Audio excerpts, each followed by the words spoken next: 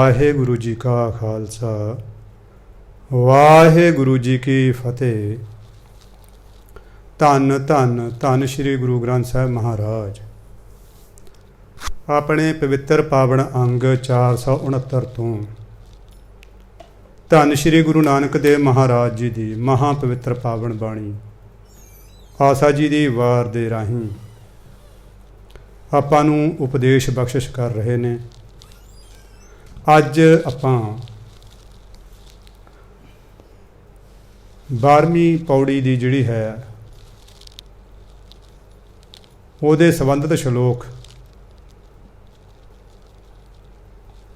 ਉਹਨਾਂ ਦੀ ਵਿਚਾਰ ਕਥਾ ਵਾਰਤਾ ਦੀ ਨਿਮਾਣੀ ਕੋਸ਼ਿਸ਼ ਕਰਨੀ ਹੈ। ਸਤਿਗੁਰੂ ਗੁਰਦੇਵ ਪਿਤਾ ਧੰਨ ਸ਼੍ਰੀ ਗੁਰੂ ਨਾਨਕ ਦੇਵ ਮਹਾਰਾਜ ਕਿਰਪਾ ਕਰਕੇ ਆਪਣੀ ਸੇਵਾ ਆਪ ਹੀ ਲੈ ਲੈਣ। ਗਰੀਬ ਨਵਾਜ ਅੱਜ ਫਰਮਾਉਂਦੇ ਨੇ, ਸ਼ਲੋਕ ਮਹਿਲਾ ਪਹਿਲਾ। ਕੁੰਭੇ ਬੱਧਾ ਜਲ ਰਹਿ, ਜਲ ਬਿਨ ਕੁੰਭ ਨਾ ਹੋਏ। ਗਿਆਨ ਕਾ ਬੱਧਾ ਮਨ ਰਹਿ, ਗੁਰ ਬਿਨ ਗਿਆਨ ਨਾ ਹੋਏ। ਗਰੀਬ ਨਵਾਜ ਕੌੜਿਆਂ ਨੂੰ ਮਿੱਠੇ ਕਰਨ ਵਾਲੇ, ਸੁੱਕਿਆਂ ਨੂੰ ਹਰੇ ਕਰਨ ਦੀ ਸਮਰੱਥਾ ਰੱਖਣ ਵਾਲੇ, ਪੱਥਰਾਂ ਨੂੰ ਤਾਰਨ ਵਾਲੇ, ਅਣਹੋਣੀ ਨੂੰ ਹੋਣੀ ਵਿੱਚ, ਹੋਣੀ ਨੂੰ ਅਣਹੋਣੀ ਵਿੱਚ ਤਬਦੀਲ ਕਰਨ ਵਾਲੇ ਧੰਨ ਸ਼੍ਰੀ ਗੁਰੂ ਨਾਨਕ ਦੇਵ ਮਹਾਰਾਜ ਆਪਣੀ ਮਹਾ ਸੁੱਚੀ ਰਸਨਾ ਮਹਾ ਮਿੱਠੀ ਜ਼ੁਬਾਨ ਦੇ ਰਾਹੀਂ ਫਰਮਾ ਰਹੇ ਨੇ। ਕੁੰਭੇ ਬੱਧਾ ਜਲ ਰਹਿ। ਕੁੰਭ ਕਹਿੰਦੇ ਨੇ ਘੜੇ ਨੂੰ, ਮਟਕਾ ਘੜਾ ਕਹਿੰਦੇ ਜਿਵੇਂ ਘੜੇ ਦੇ ਵਿੱਚ ਬੰਨਿਆ ਹੋਇਆ ਪਾਣੀ ਰਹਿੰਦਾ ਹੈ, ਕਿਉਂਕਿ ਪਾਣੀ ਨੂੰ ਆਪਾਂ ਉੱਦਾਂ ਖੁੱਲ੍ਹਾ ਕਿਤੇ ਨਹੀਂ ਰੱਖ ਸਕਦੇ। ਠੀਕ ਹੈ, ਬੇਸ਼ੱਕ ਅੱਜ ਧਾਤਾਂ ਦੇ ਭਾਂਡੇ ਵੀ ਆ ਗਏ ਨੇ। ਉਸ ਜ਼ਮਾਨੇ ਦੇ ਵਿੱਚ ਜ਼ਿਆਦਾਤਰ ਮਿੱਟੀ ਦੇ ਭਾਂਡਿਆਂ ਦੀ ਵਰਤੋਂ ਹੁੰਦੀ ਸੀ। ਘੜੇ ਆਦਿਕ, ਮਟਕੇ, ਰਿੜਕਣੇ, ਇਹਨਾਂ ਦੀ ਵਰਤੋਂ ਜ਼ਿਆਦਾ ਹੁੰਦੀ ਸੀ। ਮਹਾਰਾਜ ਨੇ ਉਦਾਹਰਣ ਦਿੱਤੀ ਹੈ, ਕੁੰਭੇ ਬੱਧਾ ਜਲ ਰਹਿ। ਜਿਵੇਂ ਪਾਣੀ ਦੇ ਵਿੱਚ ਬੰਨਿਆ ਹੋਇਆ ਪਾਣੀ ਰਹਿ ਜਾਂਦਾ, ਪਰ ਜਲ ਬਿਨ ਕੁੰਭ ਨਾ ਹੋਏ। ਜਿਹੜਾ ਘੜਾ ਹੈ ਉਹ ਪਾਣੀ ਤੋਂ ਬਗੈਰ ਬਣਦਾ ਨਹੀਂ, ਕਿਉਂਕਿ ਜਿਹੜੇ ਘੁਮਿਆਰ ਨੇ, ਪ੍ਰਜਾਪਤੀ ਜਿਹਨਾਂ ਨੂੰ ਕਹਿੰਦੇ ਨੇ, ਉਹ ਮਿੱਟੀ ਲਿਆਉਂਦੇ ਨੇ। ਮਿੱਟੀ ਨੂੰ ਫਿਰ ਪਾਣੀ ਦੇ ਵਿੱਚ ਗੁੰਨਦੇ ਨੇ, ਗਾਉਂਦੇ ਨੇ, ਗਿੱਲੀ ਕਰਦੇ ਨੇ। ਜੇ ਉਹ ਪਾਣੀ ਨਾ ਪਾਉਣ ਮਿੱਟੀ ਵਿੱਚ, ਸੁੱਕੀ ਮਿੱਟੀ ਦਾ ਘੜਾ ਕਦੀ ਵੀ ਨਹੀਂ ਬਣਦਾ। ਜਲ ਬਿਨ ਕੁੰਭ ਨਾ ਹੋਏ, ਪਾਣੀ ਤੋਂ ਬਗੈਰ ਘੜਾ ਨਹੀਂ ਬਣਦਾ। ਗਿਆਨ ਕਾ ਬੱਧਾ ਮਨ ਰਹਿ। ਬਿਲਕੁਲ ਉਸੇ ਤਰ੍ਹਾਂ ਜਿਹੜਾ ਸਾਡਾ ਮਨ ਹੈ, ਇਹ ਗਿਆਨ ਨਾਲ, ਗਿਆਨ ਦਾ ਬੰਨਿਆ ਹੋਇਆ ਰਹਿੰਦਾ, ਗਿਆਨ ਦੇ ਆਸਰੇ ਟਿਕਦਾ। ਸਾਧ ਸੰਗਤ ਜੀ, ਇਹ ਗਿਆਨ ਇਕੱਲਾ ਕਿਤਾਬੀ ਗਿਆਨ ਨਹੀਂ, ਇਹ ਗਿਆਨ ਨਾਮ ਜਪ ਕੇ ਤਤ ਗਿਆਨ ਪ੍ਰਾਪਤ ਕਰ ਲੈਣਾ, ਬ੍ਰਹਮ ਗਿਆਨ ਪ੍ਰਾਪਤ ਕਰ ਲੈਣਾ, ਉਹਦੇ ਨਾਲ ਫਿਰ ਮਨ ਟਿਕਦਾ। ਕਿਤਾਬੀ ਗਿਆਨ ਵੀ ਬੇਸ਼ੱਕ ਸਾਡੇ ਮਨ ਨੂੰ ਕਾਫੀ ਹੱਦ ਤੱਕ ਸਹਾਰਾ ਦੇ ਦਿੰਦਾ, ਕਈ ਵਾਰੀ ਮੋੜ ਵੀ ਦਿੰਦਾ, ਪਰ ਅਸਲੀ ਗਿਆਨ ਜਿਹਨੂੰ ਤਤ ਗਿਆਨ ਕਹਿੰਦੇ ਆਪਾਂ, ਬ੍ਰਹਮ ਗਿਆਨ ਕਹਿੰਦੇ ਹਾਂ, ਗੁਰਬਾਣੀ ਦੇ ਵਿੱਚ ਕਾਫੀ ਨਾਮਾਂ ਨਾਲ ਇਸ ਗਿਆਨ ਦੀ ਗੱਲ ਕੀਤੀ ਹੈ। ਅਨੁਭਵੀ ਗਿਆਨ ਵੀ ਕਈ ਥਾਵਾਂ 'ਤੇ ਲਿਖਿਆ। ਇਹਦੇ ਨਾਲ ਜਿਹੜਾ ਸਾਡਾ ਮਨ ਹੈ ਕਾਬੂ ਰਹਿੰਦਾ। ਪਰ ਗੁਰਬਿਨ ਗਿਆਨ ਨਾ ਹੋਏ, ਇਹ ਗਿਆਨ ਗੁਰੂ ਤੋਂ ਬਗੈਰ ਨਹੀਂ ਹੁੰਦਾ। ਗੁਰੂ ਹੀ ਸਾਨੂੰ ਨਾਮਦਾਨ ਦੇ ਕੇ, ਨਾਮ ਦੀ ਕਮਾਈ ਕਰਵਾ ਕੇ ਫਿਰ ਬ੍ਰਹਮ ਗਿਆਨ ਦੀ ਦਾਤ ਬਖਸ਼ਦਾ। ਕੱਲਾ ਆਪਣੇ ਹੱਠ ਜੋਗ ਨਾਲ ਵੀ ਜੇ ਅਸੀਂ ਆਖੀਏ ਜੀ ਅਸੀਂ ਨਾਮ ਜਪ ਕੇ ਗਿਆਨ ਪ੍ਰਾਪਤ ਕਰ ਲਵਾਂਗੇ, ਇਹ ਵੀ ਅਸੰਭਵ ਹੈ। ਜਿਵੇਂ ਬਾਬਾ ਜੀ ਆਪਾਂ ਨੂੰ ਰੋਜ਼ ਦੱਸਦੇ ਨੇ, ਗੁਰੂ ਦਾ ਉਪਦੇਸ਼ ਹੁੰਦਾ, ਉਹਦੇ ਵਿੱਚ ਕੁਛ ਕੰਮ ਕਰਨ ਨੂੰ ਕਹੇ ਜਾਂਦੇ ਨੇ, ਕੁਛ ਕੰਮ ਨਾ ਕਰਨ ਨੂੰ ਕਹੇ ਜਾਂਦੇ ਨੇ, ਪਰਹੇਜ਼ ਦੱਸਿਆ ਜਾਂਦਾ ਹੈ। ਜਿਵੇਂ ਸਤਿਗੁਰੂ ਦਾ ਫਰਮਾਨ ਹੈ ਕਿ ਕਿਰਤ ਕਰੋ, ਨਾਮ ਜਪੋ, ਫਿਰ ਇਹਨਾਂ ਦੋਨਾਂ ਨੂੰ ਵੰਡ ਕੇ ਛਕੋ। ਜੋ ਕਿਰਤ ਕੀਤੀ ਹੈ ਉਹਦਾ ਵੀ 10ਵਾਂ ਹਿੱਸਾ ਕੱਢੋ। ਜੋ ਨਾਮ ਜਪਿਆ ਭਾਵ ਧਰਮ ਕਮਾਇਆ ਤੁਸੀਂ, ਉਹਨੂੰ ਵੀ ਲੋਕਾਂ ਦੇ ਵਿੱਚ ਇਕੱਲਾ ਆਪਣਾ ਸਵਾਰਥੀ ਨਹੀਂ ਬਣਨਾ। ਮਹਾਰਾਜ ਜੀ ਕਹਿੰਦੇ ਨੇ, ਜਨ ਨਾਨਕ ਤਿਸ ਗੁਰ ਸਿੱਖ, ਜਨ ਨਾਨਕ ਧੂਰ ਮੰਗੈ ਤਿਸ ਗੁਰ ਸਿੱਖ ਕੀ, ਜੋ ਆਪ ਜਪੈ ਆਵਰੈ ਨਾਮ ਜਪਾਵੈ। ਹੋਰਾਂ ਨੂੰ ਵੀ ਜਪਾਉਣਾ, ਇਕੱਲਾ ਆਪ ਨਹੀਂ ਵੀ ਹਾਂ ਕਮਰੇ 'ਚ ਬੈਠ ਕੇ ਆਪਾਂ ਆਪ ਹੀ ਸਮਾਧੀ ਲਾਉਣੀ ਹੈ। ਹੁਣ ਗਰੀਬ ਨਵਾਜ ਉਹ ਕਹਿੰਦੇ ਨੇ, ਪਰ ਇਹ ਜਿਹੜਾ ਗਿਆਨ ਹੈ ਇਹ ਗੁਰੂ ਤੋਂ ਬਗੈਰ ਨਹੀਂ ਹੁੰਦਾ। ਗੁਰੂ ਦੀ ਕਿਰਪਾ ਹੁੰਦੀ ਹੈ ਤਾਂ ਸਾਡੀ ਜਿਹੜੀ ਹੈ ਮੱਤ ਉੱਚੀ ਹੁੰਦੀ ਹੈ, ਸਾਡੀ ਜਿਹੜੀ ਬੁੱਧੀ ਹੈ ਉਹ ਵਿਵੇਕ 'ਚ ਬਣ ਜਾਂਦੀ ਹੈ ਅਤੇ ਫਿਰ ਸਾਨੂੰ ਗਿਆਨ ਪ੍ਰਾਪਤ ਹੁੰਦਾ। ਅੱਗੇ ਪੌੜੀ ਦੇ ਰਾਹੀਂ ਗਰੀਬ ਨਵਾਜ ਸਾਡੇ ਸਮਾਜ ਦਾ ਇੱਕ ਬਹੁਤ ਵੱਡਾ ਭੁਲੇਖਾ ਕੱਢਦੇ ਨੇ। ਪੌੜੀ, ਪੜ੍ਹਿਆ ਹੋਵੇ ਗੁਨਾਹਗਾਰ, ਇਹਨੂੰ ਗੁਨਾਹਗਾਰ ਨਹੀਂ ਪੜ੍ਹਨਾ। ਨੰਨੇ ਨੂੰ ਬਾਬਾ ਜੀ ਦੱਸਦੇ ਨੇ, ਇਹ ਫਾਰਸੀ ਦੇ ਨਿਯਮਾਂ ਦੇ ਮੁਤਾਬਕ ਜਦੋਂ ਹਾਹੇ ਤੋਂ ਪਹਿਲਾ ਅੱਖਰ ਮੁਕਤਾ ਹੋਵੇ ਉਹਨੂੰ ਕੰਨਾ ਲਾ ਕੇ ਬੋਲਣਾ, ਗੁਨਾਹਗਾਰ। ਪੜ੍ਹਿਆ ਹੋਵੇ ਗੁਨਾਹਗਾਰ ਤਾਂ ਓਮੀ ਸਾਧਨਾ ਮਾਰ ਗਿਆ, ਜੇਹਾ ਘਾਲੇ ਘਾਲਣਾ ਤੇ ਵੇਹੋ ਨਾਉ ਪਚਾਰੀਐ, ਐਸੀ ਕਲਾ ਨਾ ਖੇਡੀਐ, ਜਿਤ ਦਰਗਾਹ ਗਿਆ ਹਾਰੀਐ। ਪੜ੍ਹਿਆ ਅਤੈ ਓਮੀਆਂ ਵਿਚਾਰ ਅੱਗੇ ਵਿਚਾਰੀਐ, ਮੂੰਹ ਚੱਲੈ ਸੋ ਅੱਗੇ ਮਾਰੀਐ, ਮੂੰਹ ਚੱਲੈ ਸੋ ਅੱਗੇ ਮਾਰੀਐ। ਧੰਨ ਸ਼੍ਰੀ ਗੁਰੂ ਨਾਨਕ ਦੇਵ ਮਹਾਰਾਜ ਫਰਮਾਉਂਦੇ ਨੇ, ਪੜ੍ਹਿਆ ਹੋਵੇ ਗੁਨਾਹਗਾਰ। ਪੜ੍ਹਿਆ ਲਿਖਿਆ ਮਨੁੱਖ, ਬਾਬਾ ਕਬੀਰ ਜੀ ਵੀ ਇੱਕ ਥਾਂ ਦੇ ਲਿਖਦੇ ਨੇ ਸ਼ਲੋਕ 'ਚ, ਮੈਂ ਜਾਨੋ ਪੜ੍ਹਬੋ ਭਲੋ, ਪਰ ਮੈਨੂੰ ਪਤਾ ਕੀ ਲੱਗਿਆ, ਪੜ੍ਹਬੇ ਸਿਉ ਭਲ ਯੋਗ। ਪੜ੍ਹਨ ਤੋਂ ਵਧੀਆ ਤਾਂ ਪਰਮਾਤਮਾ ਦੇ ਨਾਮ 'ਚ ਜੁੜਨਾ। ਭਗਤ ਨਾ ਛੱਡੋ ਰਾਮ ਕੀ ਭਾਵੇਂ ਨਿੰਦੋ ਲੋਕ। ਕਹਿੰਦੇ ਮੈਂ ਪਰਮਾਤਮਾ ਦੀ ਭਗਤੀ ਨਹੀਂ ਛੱਡਦਾ ਇਸ ਕਰਕੇ ਕਿਉਂਕਿ ਪੜ੍ਹਾਈ ਨਾਲੋਂ, ਕਹਿਣ ਦਾ ਭਾਵ ਇਹ ਨਹੀਂ ਕਿ ਅਨਪੜ੍ਹ ਰਹਿਣਾ। ਰੁਜ਼ਗਾਰ ਕਮਾਉਣ ਵਾਸਤੇ, ਅਸੀਂ ਆਪਣੀ ਉਪਜੀਵਕਾ ਕਮਾਉਣ ਵਾਸਤੇ ਸੰਸਾਰਕ ਵਿਦਿਆ ਗ੍ਰਹਿਣ ਕਰਨੀ ਹੈ। ਫਿਰ ਕੁਛ ਧਰਮ ਦੇ ਰਸਤੇ 'ਤੇ ਚੱਲਣ ਵਾਸਤੇ ਅਸੀਂ ਧਾਰਮਿਕ ਵਿਦਿਆ ਵੀ ਗ੍ਰਹਿਣ ਕਰਨੀ ਹੈ। ਪਰ ਸਾਧ ਸੰਗਤ ਜੀਓ, ਇਹ ਕੀ ਹੈ, ਕਈ ਵਾਰੀ ਨਾ ਜਿਵੇਂ ਮੋਮਬੱਤੀ ਜਗਦੀ ਹੈ, ਮੋਮਬੱਤੀ ਸਾਨੂੰ ਰੌਸ਼ਨੀ ਦਿੰਦੀ ਹੈ, ਪਰ ਜੇ ਮੋਮਬੱਤੀ ਦੀ ਲਾਟ ਦੇ ਵਿੱਚ ਅਸੀਂ ਗਲਾਸ ਰੌੜ ਪਾ ਦਈਏ ਤਾਂ ਉਹ ਮੋਮਬੱਤੀ ਦੀ ਜਿਹੜੀ ਵਿਚਲੀ ਕਾਲਖ ਹੈ ਉਹ ਪ੍ਰਤੱਖ ਹੋ ਜਾਂਦੀ ਹੈ, ਉਹ ਰਾੜ ਨੂੰ ਕਾਲਾ ਕਰ ਦਿੰਦੀ ਹੈ। ਇਸੇ ਤਰ੍ਹਾਂ ਜਿਹੜੀ ਸੰਸਾਰਕ ਵਿਦਿਆ, ਇਹ ਤਾਂ ਸਾਧ ਸੰਗਤ ਜੀ ਮਨੁੱਖ ਨੂੰ ਸਿਰਫ ਰੋਟੀ ਕਮਾਉਣ ਦਾ ਤਰੀਕਾ ਦੱਸਦੀ ਹੈ, ਉਹ ਬੇਸ਼ੱਕ ਤਰੀਕਾ ਗਲਤ ਵੀ ਕਿਉਂ ਨਾ ਹੋਵੇ।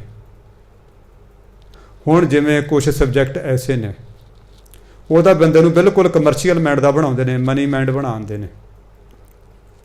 ਉਹਨਾਂ ਦੇ ਸਾਹਮਣੇ ਚਾਹੇ ਕੋਈ ਮਾਂ ਹੋਵੇ, ਭੈਣ ਹੋਵੇ, ਭਰਾ ਹੋਵੇ, ਕੋਈ ਰਿਸ਼ਤੇਦਾਰ ਹੋਵੇ, ਉਹਨੂੰ ਵੀ ਉਹ ਧੋਖਾਧੜੀ ਕਰਨ ਤੋਂ, ਠੱਗਾ ਠੋਰੀ ਕਰਨ ਤੋਂ ਗੁਰੇਜ਼ ਨਹੀਂ ਕਰਦੇ, ਕਿਉਂਕਿ ਉਹਦੇ ਵਿੱਚ ਇਹਨਾਂ ਦਾ ਕਸੂਰ ਨਹੀਂ, ਉਹ ਵਿੱਦਿਆ ਦਾ ਕਸੂਰ ਹੈ। ਕਈ ਵਾਰੀ ਧਾਰਮਿਕ ਵਿੱਦਿਆ ਪੜ੍ਹ ਕੇ ਵੀ ਮਨ ਦੇ ਵਿੱਚ ਹਉਮੈ ਆ ਜਾਂਦੀ ਹੈ ਕਿ ਜੀ ਮੈਂ ਇੰਨੇ ਗ੍ਰੰਥ ਪੜ੍ਹੇ ਨੇ ਜੀ, ਮੈਂ ਇੰਨੇ ਜਿਹੜਾ ਹੈ ਜੀ ਆਪਣਾ 4 ਵੇਦਾਂ ਦਾ ਜੀ, ਮੈਨੂੰ 6 ਸ਼ਸਤਰ ਯਾਦ ਨੇ ਜੀ, 4 ਵੇਦਾਂ ਦਾ ਮੈਂ ਪਾਠੀ ਹਾਂ ਜੀ। ਸਾਡੇ ਪੰਥ ਦੇ ਵਿੱਚ ਵੀ ਬਹੁਤ ਸਾਰੇ ਕਈ ਵਾਰੀ ਹੁੰਦਾ ਜੀ, ਮੈਂ ਜਿਹੜਾ ਭਾਈ ਗੁਰਦਾਸ ਦੀਆਂ 12 ਵੀ ਜਿਹੜੀਆਂ ਆਉਂਦੀਆਂ ਨੇ ਜੀ, ਮੈਨੂੰ ਸੂਰਜ ਪ੍ਰਕਾਸ਼ ਵੀ ਆਉਂਦਾ ਜੀ, 10ਵੇਂ ਗ੍ਰੰਥ ਸਾਹਿਬ ਦੀ ਬਾਣੀ ਵੀ ਮੈਨੂੰ ਕੰਠ ਹੈ ਜੀ, ਗੁਰੂ ਗ੍ਰੰਥ ਸਾਹਿਬ ਮਹਾਰਾਜ ਤਾਂ ਮੇਰੀ ਰਸਨਾ 'ਤੇ ਵਸਦਾ ਜੀ। ਕਈ ਵਾਰੀ ਇਹ ਹਉਮੈ ਆ ਜਾਂਦੀ ਹੈ। ਇਕੱਲਾ ਅਸੀਂ ਜਿੱਥੇ ਪੜ੍ਹਨਾ ਉਹ ਪੜ੍ਹਦੇ ਹੋਏ ਨੂੰ ਵਿਚਾਰਨਾ, ਸਾਧ ਸੰਗਤ ਜੀ ਫਿਰ ਉਸ ਨੂੰ ਅਮਲ ਵਿੱਚ ਲਿਆਉਣਾ, ਖਾਸ ਕਰਕੇ ਧਾਰਮਿਕ ਵਿੱਦਿਆ, ਗੁਰੂ ਦੇ ਗਿਆਨ ਨੂੰ। ਮਹਾਰਾਜ ਹੁਣ ਇੱਥੇ ਇਹੀ ਦੱਸਦੇ ਨੇ, ਪੜ੍ਹਿਆ ਹੋਵੇ ਗੁਨਾਹਗਾਰ। ਜੇ ਪੜ੍ਹਿਆ ਹੋਇਆ ਮਨੁੱਖ ਕੋਈ ਗੁਨਾਹਗਾਰ ਹੋਵੇ, ਪਾਪੀ ਹੋਵੇ, ਮੰਦਕਰਮੀ ਹੋਵੇ, ਤਾਂ ਓਮੀ ਸਾਧਨਾ ਮਾਰ ਗਿਆ, ਤਾਂ ਉਹਦੀ ਜਗ੍ਹਾ 'ਤੇ, ਓਮੀ ਦਾ ਮਤਲਬ ਹੁੰਦਾ ਅਨਪੜ੍ਹ ਬੰਦਾ ਜਿਹਨੂੰ ਸਿਰਫ ਓਮ ਓਮ ਕਰਨਾ ਆਉਂਦਾ ਜਾਂ ਨਾਮ ਜਪਣਾ ਆਉਂਦਾ, ਉਹਨੂੰ ਹੋਰ ਕੁਛ ਨਹੀਂ ਆਉਂਦਾ, ਉਹਨੂੰ ਹੋਰ ਕੋਈ ਕਿਸੇ ਗਿਆਨ ਦਾ ਨਹੀਂ ਪਤਾ ਹੈਗਾ, ਬਸ ਉਹ ਪਰਮਾਤਮਾ ਦਾ ਨਾਮ ਜਪਦਾ। ਸਾਧ ਬਣੇ ਜਿਹਨੇ ਆਪਣੇ ਆਪ ਨੂੰ ਸਾਧ ਲਿਆ, ਜਿਹਨੇ ਆਪਣੇ ਕਰਮਾਂ ਨੂੰ ਨਿਰਮਲ ਕਰ ਲਿਆ, ਆਪਣੇ ਕਰਮਾਂ ਨੂੰ ਸਾਧ ਲਿਆ, ਆਪਣੇ ਗਿਆਨ ਇੰਦਰੀ ਕਰਮ ਇੰਦਰੀਆਂ ਨੂੰ ਸਾਧ ਲਿਆ, ਆਪਣੇ ਮਨ ਨੂੰ ਸਾਧ ਲਿਆ, ਉਹਨੂੰ ਸਾਧ ਕਹਿੰਦੇ ਨੇ।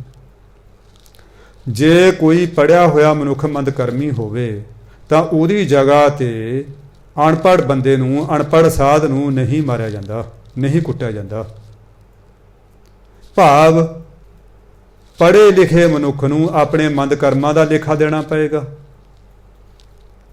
ਔਰ ਉਮੀ ਭਾਵ ਅਨਪੜ੍ਹ ਸਾਧ ਨੂੰ ਉਹਦੇ ਨਾਮ ਜਪਣ ਦਾ ਅਵਾਰਡ ਮਿਲੇਗਾ, ਇਨਾਮ ਮਿਲੇਗਾ, ਸਨਮਾਨ ਮਿਲੇਗਾ। ਕਈ ਵਾਰੀ ਨਾ ਆਮ ਕਰਕੇ ਹੁੰਦਾ ਜੀ, ਇਹ ਤਾਂ ਅਨਪੜ੍ਹ ਨੇ, ਇਹਨਾਂ ਨੂੰ ਕਿਹੜਾ ਜਪਜੀ ਸਾਹਿਬ ਪੜ੍ਹਨਾ ਆਉਂਦਾ, ਇਹਨਾਂ ਨੂੰ ਸੁਖਮਨੀ ਸਾਹਿਬ ਨਹੀਂ ਪੜ੍ਹਨਾ ਆਉਂਦਾ ਜੀ, ਇਹਨਾਂ ਨੂੰ ਫਲਾਣਾ ਨਹੀਂ ਕਰਨਾ ਆਉਂਦਾ ਜੀ, ਇਹਨਾਂ ਨੂੰ ਤਾਂ ਮਰਿਆਦਾ ਦਾ ਨਹੀਂ ਪਤਾ ਜੀ। ਆਮ ਕਰਕੇ ਜਿਹੜਾ ਜ਼ਿਆਦਾ ਪੜ੍ਹਿਆ ਲਿਖਿਆ ਸਾਧ ਸੰਗਤ ਜੀ, ਆਮ ਕਰਕੇ ਪੜ੍ਹਾਈ ਨੂੰ, ਗਿਆਨ ਨੂੰ ਪ੍ਰਕਾਸ਼ ਦੇ ਨਾਲ ਤਸ਼ਬੀਹ ਦਿੱਤੀ ਜਾਂਦੀ ਹੈ ਕਿ ਇਹ ਬੰਦੇ ਕੋਲੇ ਗਿਆਨ ਦਾ ਚਾਨਣ ਹੈ। ਪਰ ਸਾਧ ਸੰਗਤ ਜੀ, ਜੇ ਗਿਆਨ ਚਾਨਣ ਕਿਸੇ ਹੱਦ ਤੋਂ ਵੱਧ ਜੇ ਤਾਂ ਅੱਖਾਂ ਚੁੰਧਿਆ ਜਾਂਦੀਆਂ ਨੇ, ਕਈ ਵਾਰੀ ਦੀਂਦਾ ਨਹੀਂ। ਮੈਨੂੰ ਪ੍ਰਿੰਸੀਪਲ ਤੇਜਾ ਸਿੰਘ ਦੀਆਂ ਪੰਕਤੀਆਂ ਯਾਦ ਨੇ। ਉਹ ਕਹਿੰਦੇ, ਉਹ ਵਿਦਿਆ ਅਵਿਦਿਆ ਹੈ ਜਿਹੜੀ ਮਨੁੱਖ ਨੂੰ ਮਨੁੱਖ ਨਾਲੋਂ ਤੋੜਦੀ ਹੈ, ਮਨੁੱਖ ਨੂੰ ਪਰਮਾਤਮਾ ਨਾਲੋਂ ਤੋੜਦੀ ਹੈ। ਉਹਨੂੰ ਵਿਦਿਆ ਨਾ ਕਹੋ, ਬਲਕਿ ਉਹ ਤਾਂ ਅਵਿਦਿਆ ਹੈ। ਅੱਜ ਦੀ ਵਿਦਿਆ ਦੇਖੋ, ਆਪਾਂ ਹੁਣੇ ਪਿੱਛੇ ਅਖਬਾਰਾਂ 'ਚ ਪੜ੍ਹਿਆ ਸੀ, ਪਰਿਵਾਰ ਅਫੀਸਰ ਹੈ, ਕੱਲਾ ਗੈਸਟਰ ਨਹੀਂ, PCS IAS ਅਫੀਸਰ, ਮਾਂ ਦੇ ਸਿਰ 'ਚ ਕੀੜੇ ਪੈ ਪੈ ਕੇ ਮਰ ਗਏ।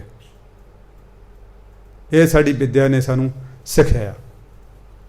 ਧਾਰਮਿਕ ਵਿਦਿਆ ਉਹ ਸਾਨੂੰ ਦੱਸਦੀ ਹੈ ਕਿ ਇਹ ਬੰਦਿਆ, ਇਹ ਤਾਂ ਤੇਰੇ ਮਾਂ-ਬਾਪ ਨੇ, ਤੂੰ ਤਾਂ ਕੀੜਿਆਂ ਮਕੌੜਿਆਂ 'ਤੇ, ਨਿਮਾਣਿਆਂ ਨਤਾਣਿਆਂ 'ਤੇ, ਸੱਤ ਬਗਾਨਿਆਂ 'ਤੇ ਵੀ ਤਰਸ ਕਰਨਾ, ਉਹਨਾਂ 'ਤੇ ਵੀ, ਉਹਨਾਂ ਦੀ ਵੀ ਮਦਦ ਕਰਨੀ ਹੈ। ਪਰ ਹੁਣ ਜਿਹੜੀ ਮਾਡਰਨ ਐਜੂਕੇਸ਼ਨ ਆ, ਉਹਨੇ ਕੀ ਕੀਤਾ, ਸਵਾਰਥੀ ਬਣਾਤਾ। ਉਸ ਮਾਂ ਨੇ 3 4 5 ਪੁੱਤ ਪਾਲਤੇ, ਪਰ ਉਹ ਚਾਰੇ ਪੰਜਾਂ ਤੋਂ ਇੱਕ ਮਾਂ ਨਹੀਂ ਪਾਲੀ ਗਈ। ਬਾਬਾ ਕਬੀਰ ਜੀ ਦੇ ਸਮੇਂ ਵੀ ਇੱਕ ਪੰਡਤ ਸੀ, ਉਹਦੀ ਈਰਖਾ ਹੋਈ ਮਨ 'ਚ ਕਿ ਇਹ ਅਨਪੜ੍ਹ ਜੁਲਾ ਹੈ, ਇਸ ਨੂੰ ਸਾਰੇ ਸ਼ਹਿਰ ਦੇ ਵਿੱਚ ਧੰਨ ਕਬੀਰ ਕਿਹਾ ਜਾਂਦਾ ਹੈ। ਨਾ ਇਹਨੇ ਕੋਈ ਵੇਦ ਪੜ੍ਹੇ ਨੇ, ਨਾ ਸ਼ਾਸਤਰ ਪੜ੍ਹੇ ਨੇ, ਨਾ ਕੋਈ ਪੁਰਾਣਾ ਪੜ੍ਹੀਆਂ ਨੇ, ਨਾ ਉਪਨਿਸ਼ਦਾਂ ਪੜ੍ਹੀਆਂ ਨੇ। ਕਹਿੰਦਾ ਮੈਂ ਇਹਦੇ ਕੋਲ ਜਾਣਾ, ਜਾ ਕੇ ਇਸ ਨੂੰ ਹਰਾ ਕੇ ਆਉਣਾ, ਮੇਰਾ ਨਾਮ ਉੱਚਾ ਹੋ ਜਾਏਗਾ। ਹੁਣ ਬਾਬਾ ਕਬੀਰ ਜੀ ਤਾਂ ਵਿਚਾਰੇ ਸੰਸਾਰਕ ਤੌਰ 'ਤੇ ਤਾਂ ਅਨਪੜ੍ਹ ਸੀ। ਸਾਧ ਸੰਗਤ ਜੀ, ਇੱਕ ਇਹ ਵੀ ਇੱਥੇ ਗੱਲ ਵਰਣਨਯੋਗ ਹੈ। ਬ੍ਰਹਮ ਗਿਆਨੀ ਦੇ ਜਦੋਂ ਅਸੀਂ ਸਾਹਮਣੇ ਜਾਂਦੇ ਹਾਂ ਨਾ, ਕਈ ਵਾਰੀ ਅਸੀਂ ਆਪਣਾ ਬਹੁਤ ਕੁਝ ਭੁੱਲ ਜਾਂਦੇ ਹਾਂ, ਸਾਨੂੰ ਗੱਲ ਹੀ ਨਹੀਂ ਆਉੜਦੀ, ਕਿਉਂਕਿ ਬ੍ਰਹਮ ਗਿਆਨੀ ਦੇ ਵਿੱਚ ਜਿਹੜੀਆਂ ਵੇਵਜ਼ ਨੇ ਉਹ ਇੰਨੀਆਂ ਤੇਜ਼ੀ ਨਾਲ ਸਟਰੋਂਗ ਵੇਵਜ਼ ਨਿਕਲਦੀਆਂ ਨੇ। ਬੇਸ਼ੱਕ ਉਹ ਲਾਭਕਾਰੀ ਹੁੰਦੀਆਂ ਨੇ, ਠੰਡੀਆਂ ਹੁੰਦੀਆਂ ਨੇ, ਪਰ ਸਾਡੀ ਮਾਇਆਵੀ ਗਿਆਨ ਹੈ, ਜਿਹੜਾ ਸਾਡਾ ਇਹ ਸੰਸਾਰਕ ਗਿਆਨ ਹੈ, ਕਈ ਵਾਰੀ ਉਹ ਉਸ ਨੂੰ ਉੱਥੇ ਜਾਮ ਕਰ ਦਿੰਦੀਆਂ ਨੇ। ਹੁਣ ਇਹ ਪੰਡਤ ਨੇ ਉੱਠ ਲੱਦ ਕੇ ਬਾਬਾ ਕਬੀਰ ਜੀ ਦੇ ਘਰ ਚਲਿਆ ਗਿਆ। ਬਾਬਾ ਕਬੀਰ ਜੀ ਨੂੰ ਨੇ ਪੁੱਛਿਆ, ਕਹਿੰਦੇ ਹਾਂ ਜੀ ਆਓ ਚਤੁਰਵੇਦੀ ਪੰਡਤ ਜੀ, ਕਿਵੇਂ ਆਏ? ਉਹਨੂੰ ਮਾਨ ਸੀ ਕਿ ਮੈਂ ਚਾਰੇ ਵੇਦਾਂ ਨੂੰ ਜ਼ਬਾਨੀ ਯਾਦ ਕੀਤਾ ਪਿਆ, ਹੋਰ ਬਾਕੀ ਬੜੇ ਗ੍ਰੰਥ ਮੈਨੂੰ ਜ਼ਬਾਨੀ ਯਾਦ ਨਹੀਂ। ਬਾਬਾ ਕਬੀਰ ਜੀ ਨੂੰ ਕਹਿੰਦਾ ਜੀ ਮੈਂ ਤੁਹਾਡੇ ਨਾਲ ਬਹਿਸ ਕਰਨੀ ਹੈ, ਬਹਿਸ ਕਰਕੇ ਤੁਹਾਨੂੰ ਹਰਾ ਦੇਣਾ। ਉਹ ਕਹਿੰਦੇ ਭਾਈ ਅਸੀਂ ਤਾਂ ਵੈਸੇ ਹੀ ਹਾਰੇ ਹੋਏ ਹਾਂ, ਸਾਥੋਂ ਲਿਖਿਆ ਲਾ ਤੂੰ। ਉਹ ਕਹਿੰਦੇ ਜੀ ਲਿਖ ਕੇ ਦਿਓ। ਉਹ ਕਹਿੰਦੇ ਜੀ ਮਤਾਨ, ਬਾਬਾ ਕਬੀਰ ਜੀ ਕਹਿੰਦੇ ਮਤਾਨ ਪੜ੍ਹਾਂ, ਤੂੰ ਲਿਖ ਲੈ ਭਾਈ, ਮੈਂ ਅੰਗੂਠਾ ਲਾ ਦੂੰਗਾ, ਸਾਈਨ ਕਰ ਦੂੰਗਾ, ਜੋ ਵੀ ਹੈ ਥੋੜ੍ਹਾ ਬਹੁਤਾ ਮੈਨੂੰ ਜਿਹੋ ਜਿਹਾ ਬਿੰਗਾ ਟੇਢਾ ਲਿਖਣਾ ਹੁੰਦਾ ਲਿਖ ਦਿੰਦਾ। ਉਹਨੇ ਲਿਖਤਾ ਕਿ ਜੀ ਮੈਂ ਜਿੱਤਿਆ, ਕਬੀਰ ਹਾਰਿਆ। ਬਾਬਾ ਕਬੀਰ ਜੀ ਨੇ ਉਹ ਲਾਤਾ, ਆਪਣਾ ਜੋ ਸਾਈਨ ਦਸਤਖਤ ਕਰਨੇ ਸੀ ਕਰਤੇ। ਜਦੋਂ ਜਾ ਕੇ ਆਪਣੀ ਮੰਡਲੀ ਦੇ ਵਿੱਚ, ਆਪਣੀ ਜਮਾਤ ਦੇ ਵਿੱਚ ਦਿਖਾਉਂਦਾ ਕਿ ਮੈਂ ਕਬੀਰ ਜੀ ਨੂੰ, ਲੋਕ ਧੰਨ ਧੰਨ ਕਹੀ ਜਾਂਦੇ ਨੇ, ਮੈਂ ਖੜੇ ਨੂੰ ਮਨਾਇਆ, ਹਰਾ ਕੇ ਆਇਆ ਮੈਂ। ਲੋਕ ਕਹਿੰਦੇ ਵੀ ਤੇਰੇ ਕੋਲ ਕੀ ਸਬੂਤ ਹੈ? ਕਹਿੰਦੇ ਮੈਨੂੰ ਲਿਖ ਕੇ ਦਿੱਤਾ। ਕਹਿੰਦੇ ਲਿਖ ਕੇ ਦਿਖਾ। ਜਦੋਂ ਲਿਖਿਆ ਪੜ੍ਹਿਆ, ਉਹਦੇ ਉੱਤੇ ਲਿਖਿਆ ਹੋਇਆ ਸੀ ਕਿ ਜੀ ਕਬੀਰ ਜਿੱਤਿਆ, ਮੈਂ ਹਾਰਿਆ। ਆਪਣਾ ਨਾਂ ਜੋ ਉਹਨੇ ਲਿਖਿਆ ਸੀ ਕਿ ਜੀ ਮੈਂ ਫਲਾਣਾ ਪੰਡਤ ਹਾਰ ਗਿਆ, ਕਬੀਰ ਜਿੱਤ ਗਿਆ। ਕਹਿੰਦੇ ਉਹ ਤਾਂ ਇਹ ਲਿਖਿਆ। ਉਹ ਕਹਿੰਦਾ ਮੈਂ ਦੁਬਾਰੇ ਫਿਰ ਜਾਣਾ। ਉਹ ਜਾ ਕੇ ਕਬੀਰ ਜੀ ਨੂੰ ਫਿਰ ਥੋੜ੍ਹਾ ਰੁੱਖਾ ਬੋਲਦਾ। ਉਹ ਕਹਿੰਦੇ ਭਾਈ ਮੈਂ ਤਾਂ ਲਿਖਿਆ ਹੀ ਨਹੀਂ, ਲਿਖਿਆ ਤਾਂ ਤੂੰ ਹੈ, ਤੂੰ ਹੁਣ ਦੁਬਾਰੇ ਲਿਖ ਲੈ, ਮੈਂ ਤਾਂ ਦੁਬਾਰੇ ਸਾਈਨ ਕਰ ਦੇਣਾ, ਦੁਬਾਰੇ ਦਸਖਤ ਕਰ ਦੇਣਾ। ਉਹਨੇ ਫਿਰ ਬੜੇ ਧਿਆਨ ਨਾਲ ਲਿਖਿਆ, ਬਿਲਕੁਲ ਕੱਲਾ ਕੱਲਾ ਅੱਖਰ, ਫਿਰ 2-3 ਵਾਰੀ ਪੜ੍ਹਿਆ ਵੀ। ਬਾਬਾ ਕਬੀਰ ਜੀ ਤੋਂ ਸਾਈਨ ਕਰਵਾਏ, ਸਾਈਨ ਕਰਵਾ ਕੇ ਕਹਿੰਦਾ ਲਓ ਜੀ, ਕਹਿੰਦਾ ਹੁਣ ਪੱਕਾ ਹੋ ਗਿਆ। ਜਦੋਂ ਉੱਥੇ ਫੇਰ ਪੜ੍ਹਿਆ, ਉਹ ਤੇ ਫੇਰ ਲਿਖਿਆ ਕਿ ਬਾਬਾ ਕਬੀਰ ਜਿੱਤਿਆ ਅਤੇ ਜਿਹੜਾ ਇਹ ਫਲਾਣਾ ਪਿੰਡ 'ਤੇ ਹਾਰ ਗਿਆ। ਫਿਰ ਉਹਨੂੰ ਪਤਾ ਲੱਗ ਗਿਆ, ਉਹ ਫਿਰ ਉਹ ਜਾ ਕੇ ਪੈਰੀਂ ਡਿੱਗਿਆ। ਸਾਧ ਸੰਗਤ ਜੀ, ਪੜ੍ਹਾਈ ਅੱਛੀ ਚੀਜ਼ ਹੈ, ਵਿੱਦਿਆ ਚੰਗੀ ਚੀਜ਼ ਹੈ। ਆਮ ਕਰਕੇ ਵਿਦਵਾਨ ਕਹਿੰਦੇ ਨੇ ਵਿੱਦਿਆ ਮਨੁੱਖ ਦਾ ਤੀਜਾ ਨੇਤਰ ਹੈ। ਪਰ ਸਾਧ ਸੰਗਤ ਜੀ, ਕਈ ਪ੍ਰੋਫੈਸ਼ਨਲ ਵਿੱਦਿਆਵਾਂ ਹੁੰਦੀਆਂ ਨੇ, ਸਿਰਫ ਉਹ ਸਾਨੂੰ ਉਪਜੀਵਕਾ ਕਮਾਉਣ ਦਾ ਦੱਸਦੇ ਨੇ। ਉਹਦੇ ਵਿੱਚ ਕਈ ਵਾਰੀ ਗਲਤ ਤਰੀਕੇ ਵੀ ਸਿਖਾਏ ਜਾਂਦੇ ਨੇ। ਪਰ ਜਿਹੜੀ ਇਹ ਬ੍ਰਹਮ ਵਿੱਦਿਆ, ਬਾਣੀ ਦੀ ਵਿੱਦਿਆ, ਗੁਰੂ ਦੀ ਵਿੱਦਿਆ, ਇਹ ਤਾਂ ਉਹਦੇ ਉਪਦੇਸ਼ਾਂ ਨੂੰ ਕਮਾਉਣਾ ਹੈ।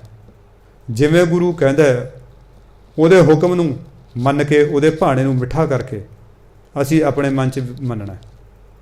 ਅੱਗੇ ਸਤਿਗੁਰੂ ਕਹਿੰਦੇ, ਜੇਹਾ ਘਾਲੇ ਘਾਲਣਾ ਤੇ ਵੇਹੋ ਨਾਉ ਪਚਾਰੀਐ। ਜਿਹਾ ਜਿਹਾ ਕੋਈ ਕੰਮ ਕਰਦਾ, ਘਾਲੇ ਘਾਲਣਾ, ਜਿਹੋ ਜਿਹੀ ਕੋਈ ਕਿਰਤ ਕਮਾਈ ਕਰਦਾ, ਜਿਹੋ ਜਿਹਾ ਕੋਈ ਕੰਮ ਕਰਦਾ, ਤੇ ਵੇਹੋ ਨਾਉ ਪਚਾਰੀਐ, ਉਹਦਾ ਨਾਮ ਲੋਕਾਂ ਦੇ ਵਿੱਚ ਉਹੀ ਪ੍ਰਸਿੱਧ ਹੋ ਜਾਂਦਾ।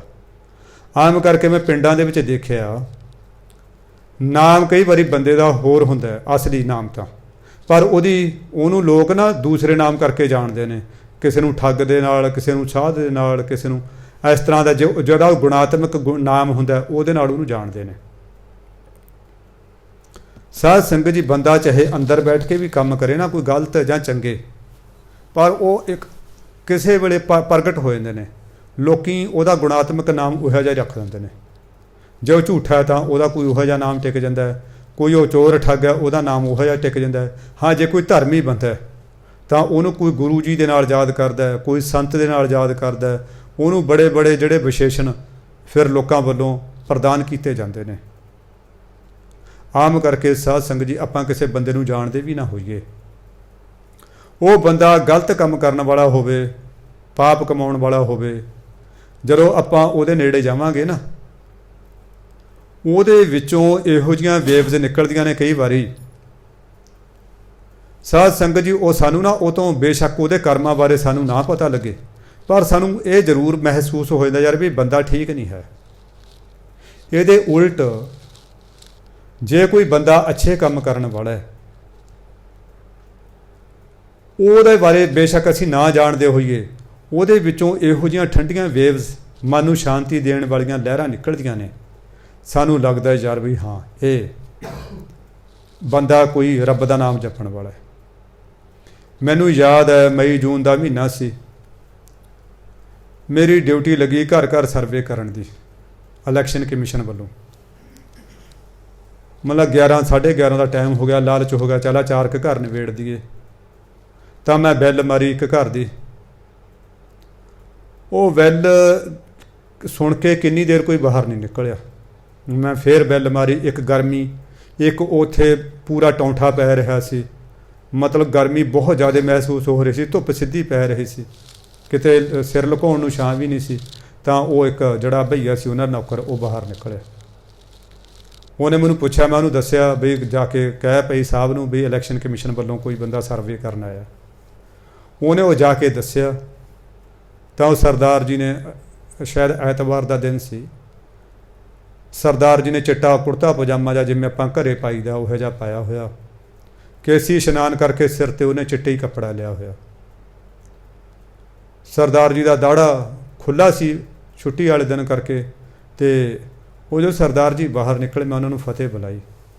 ਸਾਧ ਸੰਗਤ ਜੀ, ਕਿੱਥੇ ਮੈਂ ਤਪਿਆ ਹੋਇਆ ਸੀ ਧੁੱਪ ਦੇ ਵਿੱਚ, ਬੜਾ ਖਿਝਿਆ ਹੋਇਆ ਸੀ ਯਾਰ ਵੀ ਇਹ ਗੇਟ ਇੰਨਾ ਦੇਰ ਕਿਉਂ ਲਾਤੀ ਖੋਲ੍ਹਣ 'ਤੇ, ਮੇਰੀ ਜਾਨ ਨਿਕਲ ਰਹੀ ਹੈ।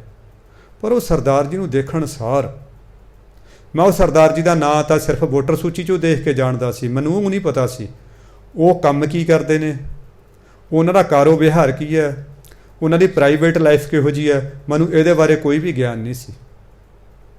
ਜਦੋਂ ਸਰਦਾਰ ਜੀ ਆਏ ਬਰਾਂਡੇ ਦੇ ਵਿੱਚ, ਉਹਨਾਂ ਨੇ ਨੌਕਰ ਨੂੰ ਕਿਹਾ, ਮੈਨੂੰ ਬੈਠਣ ਵਾਸਤੇ ਕਿਹਾ, ਨੌਕਰ ਨੂੰ ਕਿਹਾ ਇਹਨਾਂ ਨੂੰ ਪਾਣੀ ਲੈ ਕੇ ਆ। ਸਰਦਾਰ ਜੀ ਨੂੰ ਮੈਂ ਦੱਸਿਆ ਕਿ ਸਰਦਾਰ ਜੀ ਆਪਣੇ ਨਾਮ ਜੋ ਮੇਰਾ ਕੰਮ ਸੀ ਮੈਂ ਉਹ ਸਾਰਾ ਕੀਤਾ। ਸਾਧ ਸੰਗਤ ਜੀ, ਮੈਂ ਬੜਾ ਹੈਰਾਨ ਹੋਇਆ। ਮੇਰਾ ਕਿਧਰੇ ਗੁੱਸਾ ਗਿਆ, ਕਿਧਰੇ ਖਿਝ ਗਈ। ਜੋ ਮੈਂ ਗਰਮੀ ਦਾ ਸਤਾਇਆ ਹੋਇਆ ਸੀ, ਕਿਧਰੇ ਮੇਰੀ ਉਹ ਵੀ ਜਿਹੜੀ ਹੈ ਪਰੇਸ਼ਾਨੀ ਚਲੀ ਗਈ। ਜਦੋਂ ਮੇਰਾ ਸਾਰਾ ਕੰਮ ਹੋ ਗਿਆ, ਮੈਂ ਸਰਦਾਰ ਜੀ ਨੂੰ ਕਿਹਾ, ਮੈਂ ਸਰਦਾਰ ਜੀ, ਬੇਸ਼ੱਕ ਇਹ ਮੈਨਰਜ਼ ਨਹੀਂ ਕਹਿੰਦੇ, ਇਹ ਜਿਹੜਾ ਹੈ ਸੱਭਿਆ ਮਨੁੱਖ ਦਾ ਕੰਮ ਨਹੀਂ ਕਿ ਕਿਸੇ ਦੀ ਪ੍ਰਾਈਵੇਟ ਵਿੰਡੋ ਵਿੱਚ ਦੀ ਅੰਦਰ ਝਾਕਣਾ। ਮੈਂ ਤੁਹਾਡੀ ਪ੍ਰਾਈਵੇਟ ਲਾਈਫ ਬਾਰੇ ਕੁਝ ਪੁੱਛ ਸਕਦਾ? ਉਹ ਪਹਿਲਾਂ ਤਾਂ ਮੇਰੇ ਨਾਲ ਬੜੇ ਹੈਰਾਨ ਹੋ ਕੇ ਦੇਖਿਆ ਉਹਨਾਂ ਨੇ ਮੇਰੇ ਵੱਲ। ਉਹ ਮੈਨੂੰ ਕਹਿੰਦੇ, ਹਾਂਜੀ ਪੁੱਛੋ। ਮਾਂ ਸਰ ਜੀ, ਤੁਸੀਂ ਬੰਦਗੀ ਕਿੰਨੀ ਕੁ ਕਰਦੇ ਹੋ? ਉਹ ਬੜਾ ਹੈਰਾਨ ਹੋਇਆ। ਕਹਿੰਦਾ, ਜੀ ਤੁਹਾਨੂੰ ਕਿਵੇਂ ਪਤਾ? ਮੈਂ ਕਿਹਾ, ਜੀ ਮੈਨੂੰ ਪਤਾ ਨਹੀਂ, ਪਹਿਲਾਂ ਮੇਰੇ ਜਿਹੜਾ ਮੈਂ ਤੁਹਾਨੂੰ ਪੁੱਛ ਰਿਹਾ ਨਾ ਉਹ ਦੱਸੋ, ਤੁਸੀਂ ਭਜਨ ਪਾਠ ਬੰਦਗੀ ਕਿੰਨੀ ਕੁ ਕਰਦੇ ਹੋ?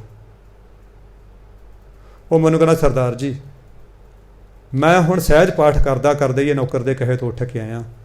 ਮੈਂ PPS ਦੇ ਵਿੱਚ ਸ਼ਾਇਦ ਕੋਈ ਤਕੜੇ ਅਹੁਦੇ ਦੇ ਉੱਤੇ ਸੀ ਅਤੇ ਮੈਂ ਕਿਹਾ ਅੱਛਾ। ਅਤੇ ਕਹਿੰਦੇ ਜਿੰਨਾ ਟਾਈਮ ਮੇਰੀ ਨੌਕਰੀ ਤੋਂ ਬਿਨਾਂ ਮੇਰੇ ਕੋਲ ਹੁੰਦਾ ਤਾਂ ਮੈਂ ਉਹ ਪਾਠ ਕਰਦਾ ਜਾਂ ਸਿਮਰਨ ਕਰਦਾ। ਘੰਟਿਆਂ ਦੀ ਮੈਂ ਕਿਤੇ ਲੇਖਾ ਨਹੀਂ ਲਾਇਆ, ਕਿਤੇ ਗਿਣਤੀ ਨਹੀਂ ਕੀਤੀ। ਮੈਂ ਕਿਹਾ ਜੀ ਹਾਂ। ਉਹ ਮੈਨੂੰ ਕਹਿੰਦੇ, ਉਹ ਮੈਨੂੰ ਗੇਟ ਤੱਕ ਛੱਡਣ ਵੀ ਆਏ ਧੁੱਪ 'ਚ। ਮੈਨੂੰ ਕਹਿੰਦੇ, ਵੀਰ ਜੀ ਮੈਨੂੰ ਇਹ ਦੱਸ ਕੇ ਜਾਓ, ਤੁਹਾਨੂੰ ਮੇਰਾ ਪਤਾ ਕਿਵੇਂ ਲੱਗਿਆ? ਮੈਂ ਹੱਸਣ ਲੱਗ ਗਿਆ। ਮੈਂ ਕਿਹਾ, ਜਿਹੜਾ ਗਠੀਆ ਹੁੰਦਾ ਨਾ ਜੀ ਜੇਬ ਕਤਰਾ, ਉਹ ਤੋਂ ਤੁਸੀਂ ਕਿੰਨੀ ਮਰਜ਼ੀ ਜੇਬ ਲੁਕਾ ਕੇ ਰੱਖ ਲਓ ਫਿਰ ਵੀ ਲੱਭ ਲੈਂਦਾ। ਬੇਸ਼ੱਕ ਮੈਂ ਆਪ ਤੁਹਾਡੇ ਜਿੰਨੀ ਭਜਨ ਬੰਦਗੀ ਨਹੀਂ ਕਰਦਾ, ਪਰ ਮੈਂ ਮਹਾਂਪੁਰਖਾਂ ਦਾ ਸਟੂਡੈਂਟ ਹਾਂ, ਮਹਾਂਪੁਰਖਾਂ ਦਾ ਵਿਦਿਆਰਥੀ ਹਾਂ। ਉਹਨਾਂ ਨੇ ਇੱਕ ਮੈਨੂੰ ਥਰਮਾਮੀਟਰ ਇਹੋ ਜਿਹਾ ਦਿੱਤਾ ਹੋਇਆ ਹੈ। ਮੈਂ ਜਿਸ ਬੰਦੇ ਕੋਲ ਜਾਂਦਾ ਲਗਭਗ ਮੈਂ 100% ਤਾਂ ਨਹੀਂ ਕਹਿੰਦਾ, ਚਲੋ 5, 7, 10, 20% ਮੈਨੂੰ ਉਹਦੇ ਬਾਰੇ ਕੁਛ ਥੋੜ੍ਹਾ ਬਹੁਤਾ ਗਿਆਨ ਹੋ ਜਾਂਦਾ, ਯਾਰ ਵੀ ਇਹ ਬੰਦਾ ਭਲਾ ਮਾਨਸ ਹੈ ਜਾਂ ਇਹ ਬੰਦਾ ਕੁਛ ਇੱਦਾਂ ਦਾ। ਉਹਨੇ ਮੈਨੂੰ ਜੱਫੀ ਪਾਈ, ਵਿਦਾ ਕੀਤਾ, ਬੜੇ ਪਿਆਰ ਨਾਲ ਵਿਦਾ ਕੀਤਾ। ਗੱਲ ਇਹ ਜਿਹੜੀ ਆਪਾਂ ਕਰ ਰਹੇ ਸੀ, ਜਿਹਾ ਘਾਲੇ ਘਾਲਣਾ। ਸਾਧ ਸੰਗਤ ਜੀ, ਅਖਬਾਰਾਂ 'ਚ ਛਪਾਉਣ ਦੀ ਲੋੜ ਨਹੀਂ ਹੁੰਦੀ ਕਿ ਜੀ ਫਲਾਣੇ ਬੰਦੇ ਨੇ ਇੰਨੇ ਚਲੀਹੇ ਕੱਟੇ ਨੇ ਜੀ, ਇਹ ਨਹੀਂ ਭਜਨ ਬੰਦਗੀ ਕਰਦਾ ਜੀ, ਇਹ ਛਪਾਉਣ ਦੀ ਲੋੜ ਨਹੀਂ ਹੁੰਦੀ। ਜਿਹੜਾ ਉਹਦਾ ਕਰਮ ਹੈ ਉਹ ਕਰਮ ਆਪਣੇ ਆਪ ਹੀ ਪ੍ਰਗਟ ਹੋ ਜਾਂਦਾ। ਜਿਵੇਂ ਜਦੋਂ ਫੁੱਲ ਸੰਪੂਰਨ ਹੁੰਦਾ ਹੈ ਤਾਂ ਉਹਦੀ ਖੁਸ਼ਬੂ ਆਪਣੇ ਆਪ ਭੌਰਿਆਂ ਨੂੰ, ਤਿਤਲੀਆਂ ਨੂੰ ਇਨਵੀਟੇਸ਼ਨ ਦਿੰਦੀ ਹੈ, ਸੱਦਾ ਪੱਤਰ ਦਿੰਦੀ ਹੈ। ਉਹਨੂੰ ਕੋਈ ਅਖਬਾਰਾਂ 'ਚ ਨਹੀਂ ਕਢਾਉਣਾ ਪੈਂਦਾ ਕਿ ਇਹ ਭੌਰਿਓ, ਇਹ ਤਿਤਲੀਓ, ਤੁਸੀਂ ਆ ਜਾਓ, ਮੈਂ ਖਿੜ ਗਿਆ ਨਾ। ਉਹ ਆਪਣੇ ਆਪ ਚਲੇ ਆਉਂਦੇ ਨੇ। ਜਦੋਂ ਫਸਲ ਪੱਕ ਜਾਂਦੀ ਹੈ, ਇਹ ਤੋਤੇ ਆਦਿ ਪੰਛੀ ਆਪਣੇ ਆਪ ਦੌੜੇ ਆਉਂਦੇ ਨੇ। ਇਸੇ ਤਰ੍ਹਾਂ ਜਦੋਂ ਸਾਡੀ ਬੰਦਗੀ ਦੀ ਫਸਲ ਪੱਕ ਜਾਂਦੀ ਹੈ, ਜਦੋਂ ਸਾਡੇ ਅੰਦਰ ਬੰਦਗੀ ਸੰਪੂਰਨਤਾ 'ਤੇ ਆਉਂਦੀ ਹੈ ਤਾਂ ਸਾਡੇ ਅੰਦਰੋਂ ਸੁਗੰਧੀਆਂ ਨਿਕਲਦੀਆਂ ਨੇ, ਸਾਡੇ ਅੰਦਰੋਂ ਬੜੀ ਸ਼ਾਂਤੀ ਵਾਲੀਆਂ ਲਹਿਰਾਂ ਨਿਕਲਦੀਆਂ ਨੇ, ਸਾਡੇ ਅੰਦਰੋਂ ਦੂਜਿਆਂ ਨੂੰ ਖਿੱਚਣ ਵਾਲੀਆਂ, ਜਿਹਨੂੰ ਮਿਕਦਾਤੀਸੀ ਕਹਿੰਦੇ ਆਪਾਂ, ਚੁੰਬਕੀ ਲਹਿਰਾਂ ਨਿਕਲਦੀਆਂ ਨੇ, ਜਿਹੜਾ ਕਿ ਅਸੀਂ ਉਸ ਬੰਦੇ 'ਤੇ ਅਟਰੈਕਟ ਹੋ ਜਾਂਦੇ ਹਾਂ। ਹੁਣ ਕਹਿੰਦੇ ਉਹੋ ਜਿਹਾ ਉਹਦਾ ਨਾਮ ਪ੍ਰਗਟ ਹੋ ਜਾਂਦਾ। ਅੱਗੇ ਸਤਿਗੁਰੂ ਸਾਵਧਾਨ ਕਰਦੇ ਨੇ, ਐਸੀ ਕਲਾ ਨਾ ਖੇਡੀਐ ਜਿਤ ਦਰਗਾਹ ਗਿਆ ਹਾਰੀਐ। ਕਲਾ ਬਾਜ਼ੀ ਖੇਡ, ਕਹਿੰਦੇ ਐਸੀ ਇਹ ਜੀਵਨ ਦੇ ਵਿੱਚ ਐਸੀ ਖੇਡ ਕਦੇ ਵੀ ਨਹੀਂ ਖੇਡਣੀ ਚਾਹੀਦੀ। ਆਪਾਂ ਆਨੰਦ ਸਾਹਿਬ ਦੇ ਵਿੱਚ ਨਿਤਨੇਮ ਕਰਨ ਵੇਲੇ ਰੋਜ਼ ਪੜ੍ਹਦੇ ਹਾਂ ਨਾ, ਐਸਾ ਕੰਮ ਮੂਲੇ ਨਾ ਕੀਚੈ ਜਿਤ ਅੰਤ ਪਛੋਤਾਈਐ। ਬਾਬਾ ਫਰੀਦ ਜੀ ਵੀ ਆਪਣੀ ਬਾਣੀ 'ਚ ਕਹਿੰਦੇ ਨੇ, ਫਰੀਦਾ ਜਿੰਨੀ ਕੰਮੀ ਨਾਹੇ ਗੁਣ ਤੇ ਕੰਮੜੇ ਵਿਸਾਰ, ਮਤ ਸ਼ਰਮਿੰਦਾ ਥੀਵੀਂ ਸਾਈਂ ਦਾ ਦਰਬਾਰ। ਬਿਲਕੁਲ ਬਾਬਾ ਜੀ ਉਸੇ ਗੱਲ ਦੀ ਪ੍ਰੋੜਤਾ ਕਰਦਿਆਂ ਹੋਇਆਂ ਫਰਮਾ ਰਹੇ ਨੇ, ਐਸੀ ਕਲਾ ਨਾ ਖੇਡੀਐ। ਸੰਸਾਰ ਦੀ, ਜੀਵਨ ਦੀ ਬਾਜ਼ੀ ਦੇ ਵਿੱਚ ਐਸੀ ਖੇਡ ਬਿਲਕੁਲ ਨਹੀਂ ਖੇਡਣੀ ਚਾਹੀਦੀ। ਕਿਹੜੀ? ਜਿਤ ਦਰਗਾਹ ਗਿਆ ਹਾਰੀਐ, ਜਿਹਦੇ ਦੁਆਰਾ ਦਰਗਾਹ ਦੇ ਵਿੱਚ ਸਾਨੂੰ ਹਾਰ ਦਾ ਮੂੰਹ ਦੇਖਣਾ ਪਵੇ, ਨਮੋਸ਼ੀ ਦੇਖਣੀ ਪਵੇ। ਭਾਵ ਮੰਦ ਕਰਮਾਂ ਤੋਂ, ਪਾਪਾਂ ਤੋਂ ਤੋਬਾ ਕਰ ਲੈਣੀ ਚਾਹੀਦੀ ਹੈ। ਗੁਰੂ ਤੇਗ ਬਹਾਦਰ ਮਹਾਰਾਜ ਫਰਮਾਉਂਦੇ ਨੇ, ਨਰ ਅਚੇਤ ਪਾਪ ਤੇ ਡਰ ਰੇ। ਸਾਧ ਸੰਗਤ ਜੀ, ਪਾਪਾਂ ਤੋਂ, ਬਕਾਰਾਂ ਤੋਂ, ਸ਼ੇਰ ਤੋਂ ਅਜੇ ਡਰੋ ਚਾਹੇ ਨਾ ਡਰੋ, ਪਰ ਇਹਨਾਂ ਤੋਂ ਜ਼ਰੂਰ ਡਰੋ, ਕਿਉਂਕਿ ਸ਼ੇਰ ਤਾਂ ਸਾਡਾ ਫਿਜ਼ੀਕਲੀ ਨੁਕਸਾਨ ਕਰੇਗਾ ਸਿਰਫ। ਪਾਪ ਸਾਡੇ ਆਤਮਿਕ ਜੀਵਨ ਦੀ ਪੂੰਜੀ ਨੂੰ ਨਸ਼ਟ ਕਰ ਦਿੰਦੇ ਨੇ, ਬਿਲਕੁਲ ਖਤਮ ਕਰ ਦਿੰਦੇ ਨੇ। ਇੱਕ ਇਹ ਵੀ ਹੈ, ਪਾਪੀ ਕੇ ਮਾਰਨੇ ਕੋ ਪਾਪ ਮਹਾਬਲੀ ਹੈ। ਅਸੀਂ ਤਾਂ ਲੋਕਾਂ ਨੂੰ ਐਵੇਂ ਮਾੜਾ ਕਹੀ ਜਾਂਦੇ ਹਾਂ ਕਿ ਫਲਾਣੇ ਬੰਦੇ ਨੇ ਮੇਰਾ ਨੁਕਸਾਨ ਕਰਤਾ, ਫਲਾਣੇ ਬੰਦੇ ਨੇ ਮੇਰਾ ਇਹ ਕਰਤਾ, ਫਲਾਣੇ ਬੰਦੇ ਨੇ ਮੇਰਾ ਉਹ ਕਰਤਾ। ਨਹੀਂ, ਸਾਡੇ ਕਰਮ ਹੀ ਉਹਦੇ ਰਾਹੀਂ ਭੁਗਤੇ ਜਾਂਦੇ ਨੇ। ਇਹ ਕਹ ਲਓ ਪਰਮਾਤਮਾ ਐਸਾ ਸਬੱਬ ਬਣਾਉਂਦਾ ਕਿ ਸਾਡੇ ਮੰਦ ਕਰਮ ਜਾਂ ਸਾਡੇ ਸ਼ੁਭ ਕਰਮ ਕਿਸੇ ਦੇ ਰਾਹੀਂ ਉਹ ਭੁਗਤਾਉਂਦਾ। ਗਰੀਬ ਨਵਾਜ਼ ਇੱਥੇ ਕਿੰਨੀ ਸੋਹਣੀ ਅਟਲ ਸੱਚਾਈ ਕਹਿ ਰਹੇ ਨੇ, ਬੰਦਿਆ ਹੁਣ ਕਈ ਵਾਰੀ ਆਮ ਕਰਕੇ ਜਿਹੜੇ ਮੇਰੇ ਵਰਗੇ ਸੋ ਕਾਲਡ ਐਜੂਕੇਟਡ ਪਰਸਨ ਨੇ, ਉਹ ਕਹਿੰਦੇ ਨੇ ਜੀ ਕਿਹਨੇ ਦੇਖਿਆ, ਅਗਲਾ ਜੱਗ ਕਿਹਨੇ ਡਿੱਠਾ, ਇਹ ਜੱਗ ਮਿੱਠਾ। ਆਮ ਕਹਿੰਦੇ ਨੇ ਯਾਰ, ਕਹਿੰਦੇ ਰੱਬ ਕਿੱਥੇ ਆ, ਤੁਸੀਂ ਤਾਂ ਕਹਿੰਦੇ ਭੋਲੀਆਂ ਗੱਲਾਂ ਕਰਦੇ ਹੋ। ਕਈ ਵਾਰੀ ਮੈਨੂੰ ਬੜਾ ਹੀ ਅਫਸੋਸ ਹੁੰਦਾ, ਪੱਗ ਬੰਨੀ ਹੁੰਦੀ ਹੈ, ਕਈ ਵਾਰੀ ਮੂੰਹ 'ਤੇ ਦਾੜਾ ਵੀ ਹੁੰਦਾ, ਚਲੋ ਕਈ ਤਾਂ ਨਹੀਂ ਟ੍ਰਿਮ ਕਰੀ ਹੁੰਦੀ ਹੈ, ਪਰ ਕਈ ਵਾਰੀ ਮੂੰਹ 'ਤੇ ਦਾੜਾ ਵੀ ਹੁੰਦਾ, ਉਹ ਵੀ ਕਹਿੰਦੇ ਨੇ ਰੱਬ ਕਿੱਥੇ ਹੈ। ਇਹਦਾ ਮਤਲਬ ਫਿਰ ਗੁਰੂ ਨਾਨਕ ਦੇਵ ਮਹਾਰਾਜ ਝੂਠ ਬੋਲਦੇ ਰਹੇ ਸਾਰੀ ਉਮਰ। ਦਸੇ ਗੁਰੂ, ਸਾਰੇ ਭਗਤ, ਇਹ ਭੱਟ ਸਾਹਿਬਾਨ, ਹੋਰ ਭਗਵਾਨ ਅਵਤਾਰ, ਭਗਵਾਨ ਕ੍ਰਿਸ਼ਨ ਵਰਗੇ ਸਾਰੇ ਝੂਠ ਬੋਲਦੇ ਰਹੇ ਹੁਣ ਤੱਕ। ਸਾਧ ਸੰਗਤ ਜੀ, ਪਰਮਾਤਮਾ ਹੈ, ਪਰ ਅਸੀਂ ਢੀਠ ਹੋਏ ਹਾਂ। ਉਹ ਤੋਂ ਹਮੇਸ਼ਾ ਡਰੀਏ, ਇਹ ਡਰ ਰੱਖੀਏ ਮਨ ਦੇ ਵਿੱਚ। ਬਾਬਾ ਜੀ ਕੀ ਕਹਿੰਦੇ ਨੇ? ਬਾਬਾ ਜੀ ਕਹਿੰਦੇ ਲੇਖਾ ਰੱਬ ਮੰਗੇਸੀਆ, ਬੈਠਾ ਕੱਢ ਵਹੀ। ਲੇਖਾ ਦੇਣਾ ਪੈਣਾ, ਲੇਖੇ ਤੋਂ ਅਸੀਂ ਬਚ ਨਹੀਂ ਸਕਣਾ। ਜੋ ਜੋ ਜੀਵਨ ਦੇ ਵਿੱਚ ਅਸੀਂ ਕਮਾਇਆ ਉਹਦਾ ਲੇਖਾ ਦੇਣਾ ਪੈਣਾ। ਮੈਂ ਇੱਕ ਕਿਤਾਬ ਪੜ੍ਹ ਰਿਹਾ ਸੀ, ਭਾਈ ਸਾਹਿਬ ਭਾਈ ਰਣਧੀਰ ਸਿੰਘ ਜੀ ਦੀ ਜੇਲ੍ਹ ਚਿੱਠੀਆਂ। ਸਾਧ ਸੰਗਤ ਜੀ, ਉਹਦੇ ਵਿੱਚ ਇੱਕ ਵਾਰਤਾ ਆਉਂਦੀ ਹੈ ਜਿਹੜੀ ਸਾਨੂੰ ਕਾਫੀ ਪ੍ਰੇਰਨਾ ਦਿੰਦੀ ਹੈ।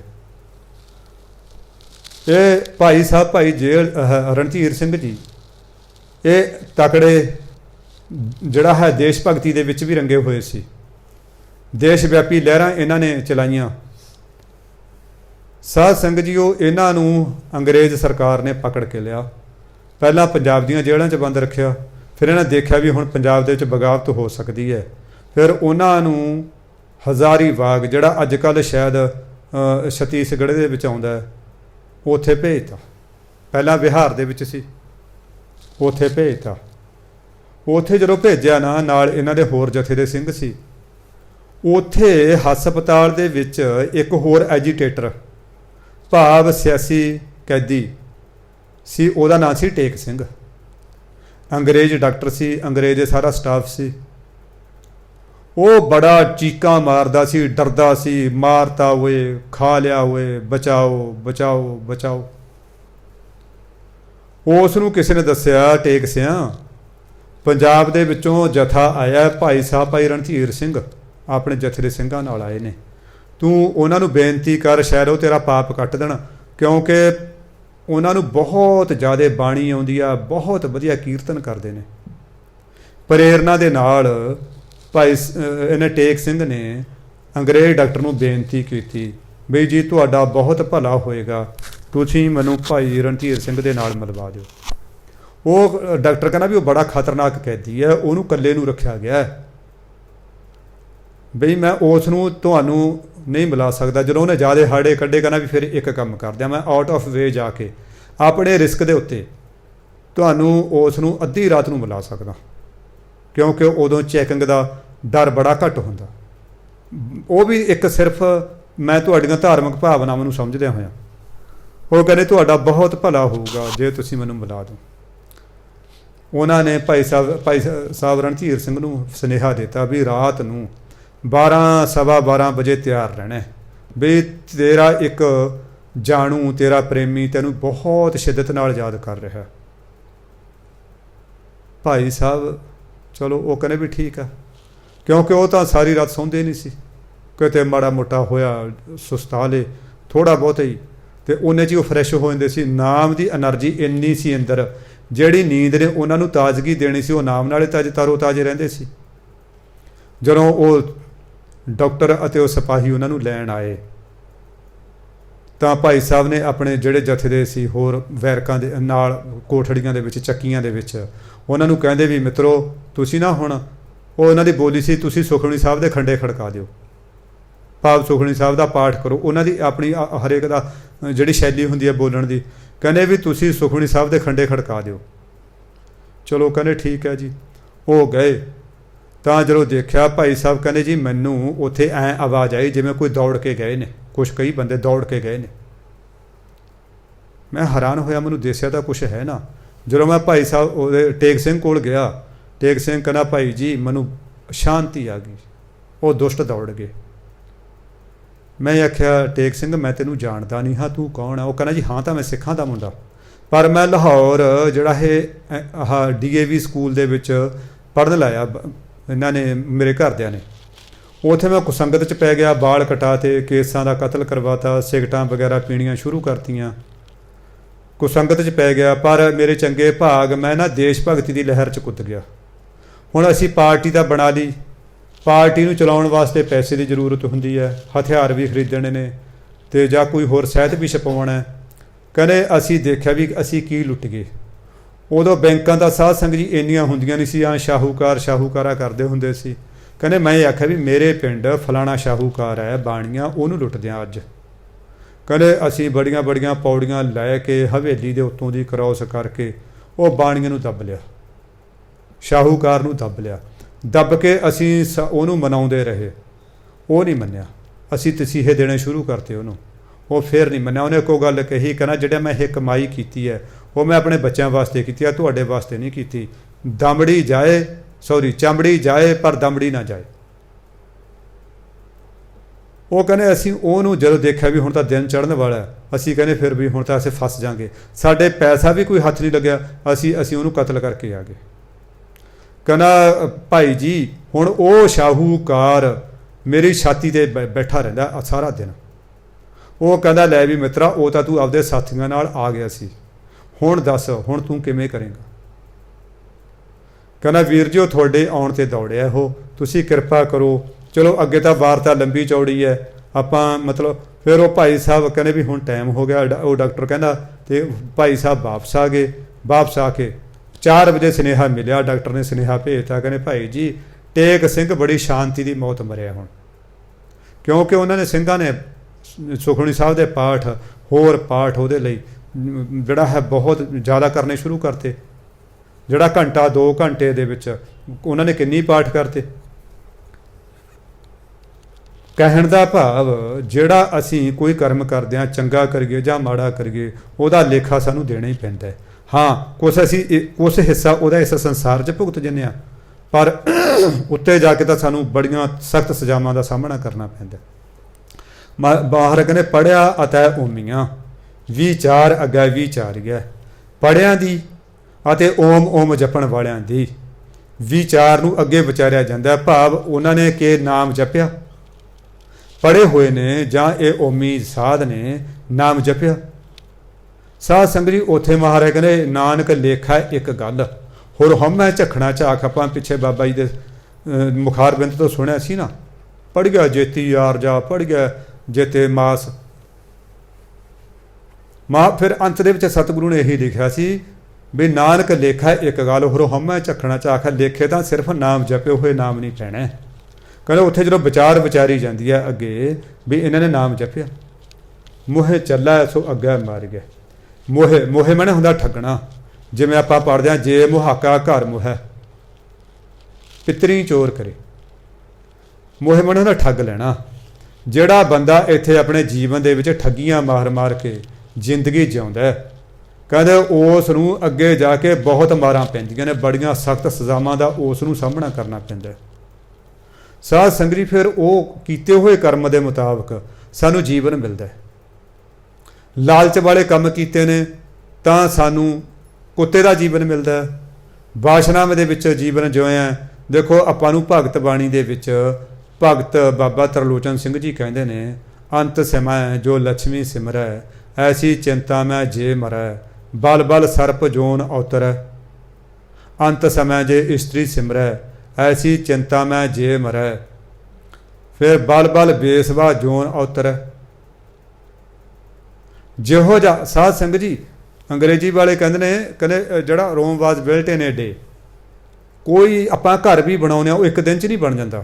ਜਿਹੜਾ ਅਸੀਂ ਅਗਲਾ ਜਨਮ ਤਿਆਰ ਕਰ ਰਹੇ ਹਾਂ ਉਹ ਇੱਕ ਦਿਨ 'ਚ ਨਹੀਂ ਬਣ ਜਾਂਦਾ ਕਿ ਹਾਂ ਸਾਨੂੰ ਐਂ ਮਿਲ ਗਿਆ। ਅਸੀਂ ਇੱਥੇ ਉਸ ਦੀ ਤਿਆਰੀ ਕਰਦੇ ਰਹਿੰਦੇ ਹਾਂ।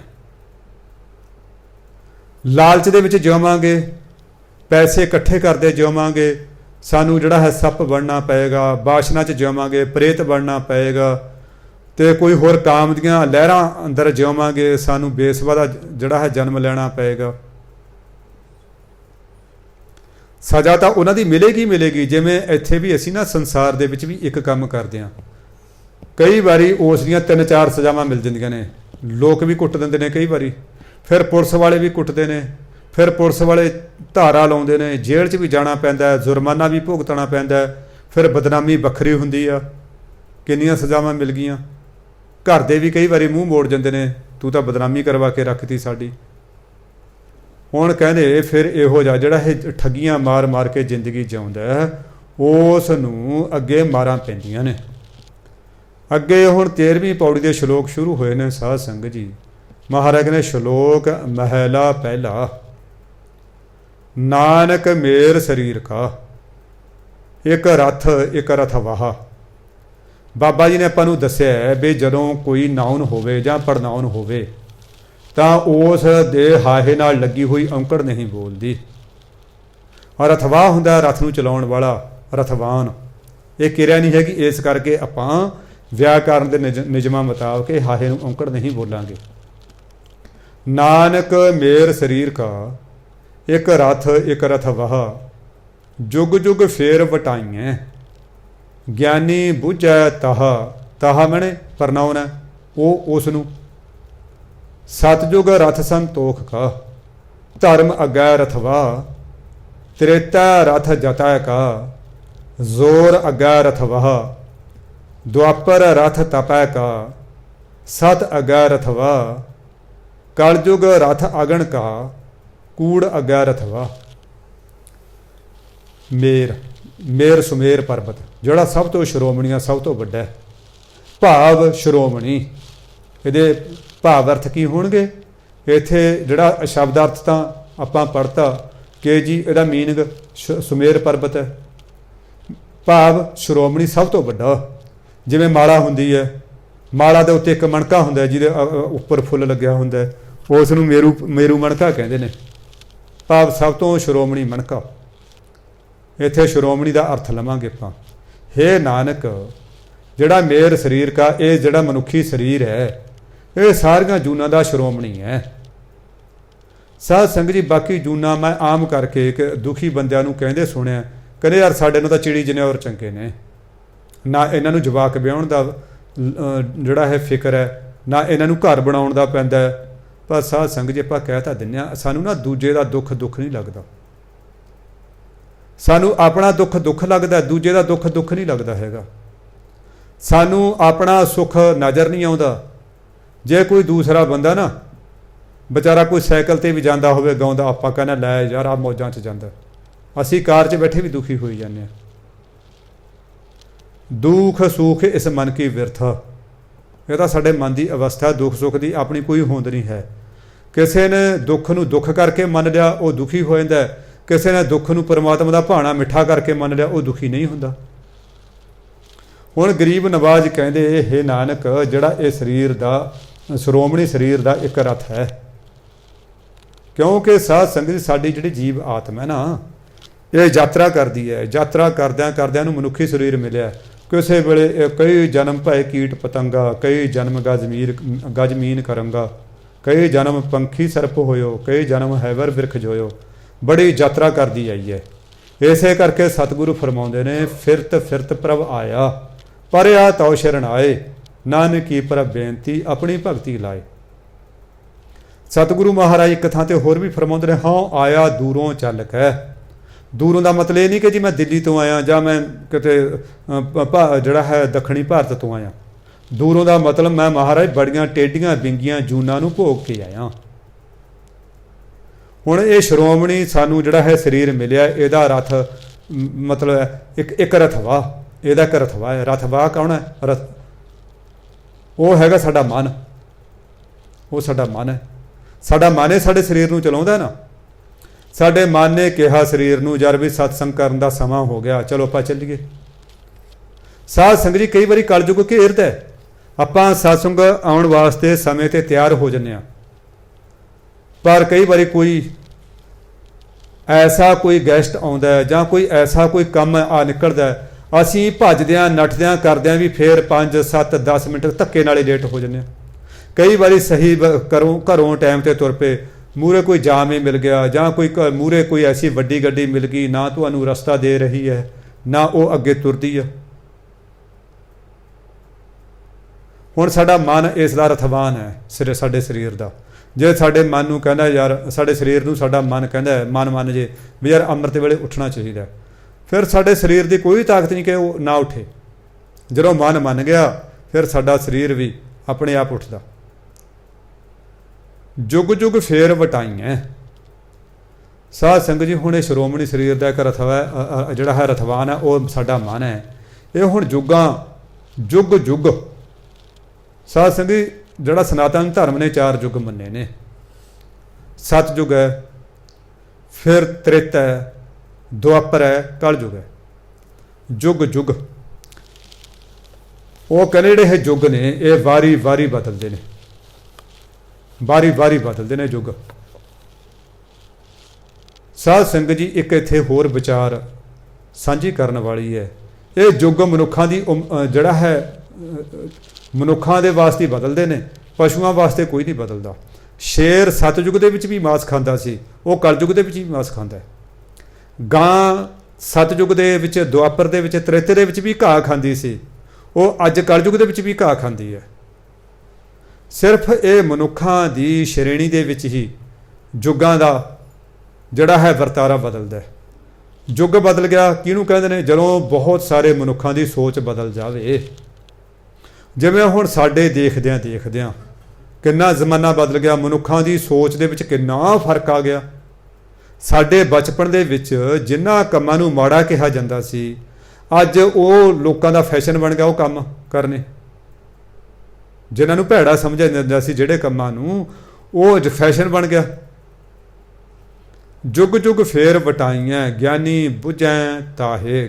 ਗਿਆਨੀ ਬਹੁਤ ਬਚਨ ਹੈ, ਕਹਿੰਦੇ ਯੁੱਗਾਂ ਦੇ ਫੇਰ ਵਟਾਏ ਜਾਂਦੇ ਨੇ। ਭਾਵ ਯੁੱਗਾਂ ਦੇ ਜਿਹੜੇ ਸਾਧ ਸੰਗਤ 4 ਯੁੱਗਾਂ ਦਾ ਜਿੰਨਾ ਸਮਾਂ ਇਸ ਨੂੰ ਇਕੱਠਿਆਂ ਕਰਕੇ ਬਣਦਾ ਇੱਕ ਮਹਾਯੁੱਗ। ਯੁੱਗ ਯੁੱਗ ਬਦਲੀ ਜਾਂਦੇ ਨੇ। ਸਤਯੁੱਗ ਆ ਗਿਆ, ਫਿਰ ਜਿਹੜਾ ਹੈ ਤ੍ਰੇਤਾ ਆ ਗਿਆ, ਫਿਰ ਦੁਆਪਰ ਆ ਗਿਆ, ਫਿਰ ਕਲਯੁੱਗ ਆ ਗਿਆ, ਉਸ ਤੋਂ ਬਾਅਦ ਫਿਰ ਸਤਯੁੱਗ ਸ਼ੁਰੂ ਹੋ ਜਾਂਦਾ। ਵਾਰੀ ਵਾਰੀ ਬਦਲੀ ਜਾਂਦੇ ਨੇ। ਯੁੱਗ ਕੀ ਹੈ? ਇੱਕ ਸਮੇਂ ਦੀ ਇਕਾਈ ਹੈ।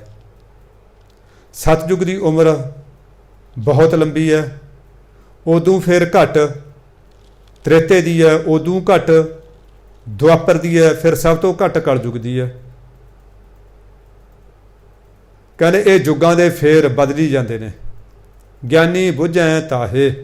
ਇਸ ਗੱਲ ਨੂੰ ਗਿਆਨੀ ਪੁਰਸ਼, ਗਿਆਨਵਾਨ ਪੁਰਸ਼ ਹੀ ਬੁਝਦੇ ਨੇ। ਤਾਹੇ ਇਸ ਗੱਲ ਨੂੰ, ਇਹ ਯੁੱਗਾਂ ਦੇ ਫੇਰ ਨੂੰ, ਭਾਵ ਮਨ ਦੀ ਅਵਸਥਾ ਨੂੰ। ਹੁਣ ਅੱਗੇ ਕਹਿੰਦੇ ਸਤਯੁਗ ਰਥ ਸੰਤੋਖਾ, ਧਰਮ ਅੱਗਾ ਰਥਵਾ।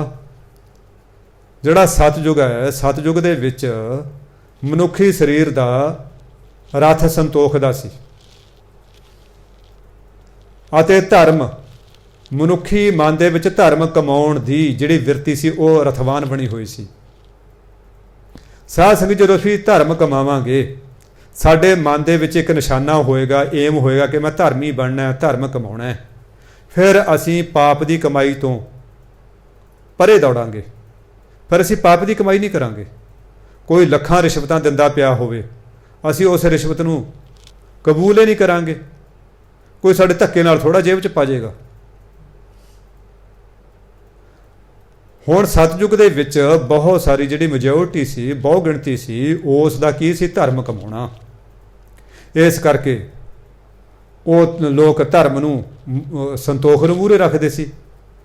ਜੇ ਕੋਈ ਚੀਜ਼ ਕੋਈ ਆਪਣਾ ਡਿੱਗਦੀ ਸੀ, ਉਹ 'ਤੇ ਆਪਣਾ ਹੱਕ ਨਹੀਂ ਜਮਾਉਂਦੇ ਸੀ ਕਿ ਮੈਂ ਚੱਕ ਲੈ ਇਹਨੂੰ, ਇਹ ਤਾਂ ਰਸਤੇ 'ਚ ਡਿੱਗੀ ਪਈ ਹੈ। ਉਹ ਨਹੀਂ ਜਮਾਉਂਦੇ ਸੀ ਹੱਕ। ਇਸ ਕਰਕੇ ਸੰਤੋਖ ਨੂੰ ਉਹਨਾਂ ਨੇ ਅੱਗੇ ਰੱਖਿਆ ਹੋਇਆ ਸੀ। ਧਰਮ ਕਮਾਉਣ ਦਾ ਉਹਨਾਂ ਦਾ ਏਮ ਸੀ। ਧਾਰਮਿਕ ਬਿਰਤੀ ਜਿਹੜੀ ਮਨ ਦੀ ਉਹ ਰਥਵਾਨ ਬਣੀ ਹੋਈ ਸੀ। ਇਸ ਤੋਂ ਅੱਗੇ ਤ੍ਰੇਤਾ। ਸਾਧ ਸੰਗਤ ਜੀ, ਕਈ ਵਾਰੀ ਮਨ 'ਚ ਖਿਆਲ ਆਉਂਦਾ ਹੈ ਬਈ ਸਤਯੁਗ ਤੋਂ ਬਾਅਦ ਤਾਂ ਦੁਆਪਰ ਆਉਣਾ ਚਾਹੀਦੀ ਸੀ, ਤ੍ਰੇਤੇ ਦਾ ਮਤਲਬ 3 ਤਾਂ ਤੀਜੇ ਨੰਬਰ ਤੇ ਆਉਣਾ ਚਾਹੀਦਾ ਸੀ, ਇਹ ਕਿਉਂ ਆਇਆ? ਆਪਾਂ ਸੰਖੇਪ ਰੂਪ ਵਿੱਚ ਇਹ ਵਿਚਾਰ ਕਰਦੇ ਹਾਂ ਕਿ ਗੌਤਮ ਰਿਸ਼ੀ ਹੋਇਆ। ਗੌਤਮ ਨੇ ਆਪਣੇ ਘਰ ਵਾਲੀ ਨੂੰ ਸਰਾਪ ਦਿੱਤਾ। ਉਹਦੇ ਘਰ ਵਾਲੀ ਦਾ ਨਾਂ ਸੀ ਅਹਲਿਆ। ਅਹਲਿਆ ਨੂੰ ਕਿਹਾ ਜਾ ਤੂੰ ਪੱਥਰ ਦੀ ਬਣ ਜਾ ਸਤਯੁਗ ਦੇ ਵਿੱਚ। ਇਹ ਗੌਤਮ 6 ਸ਼ਾਸਤਰਾਂ ਦੇ ਵਿੱਚੋਂ ਇੱਕ ਸ਼ਾਸਤਰ ਦਾ ਜਿਹੜਾ ਰਚਨਹਾਰਾ ਵੀ ਹੈ।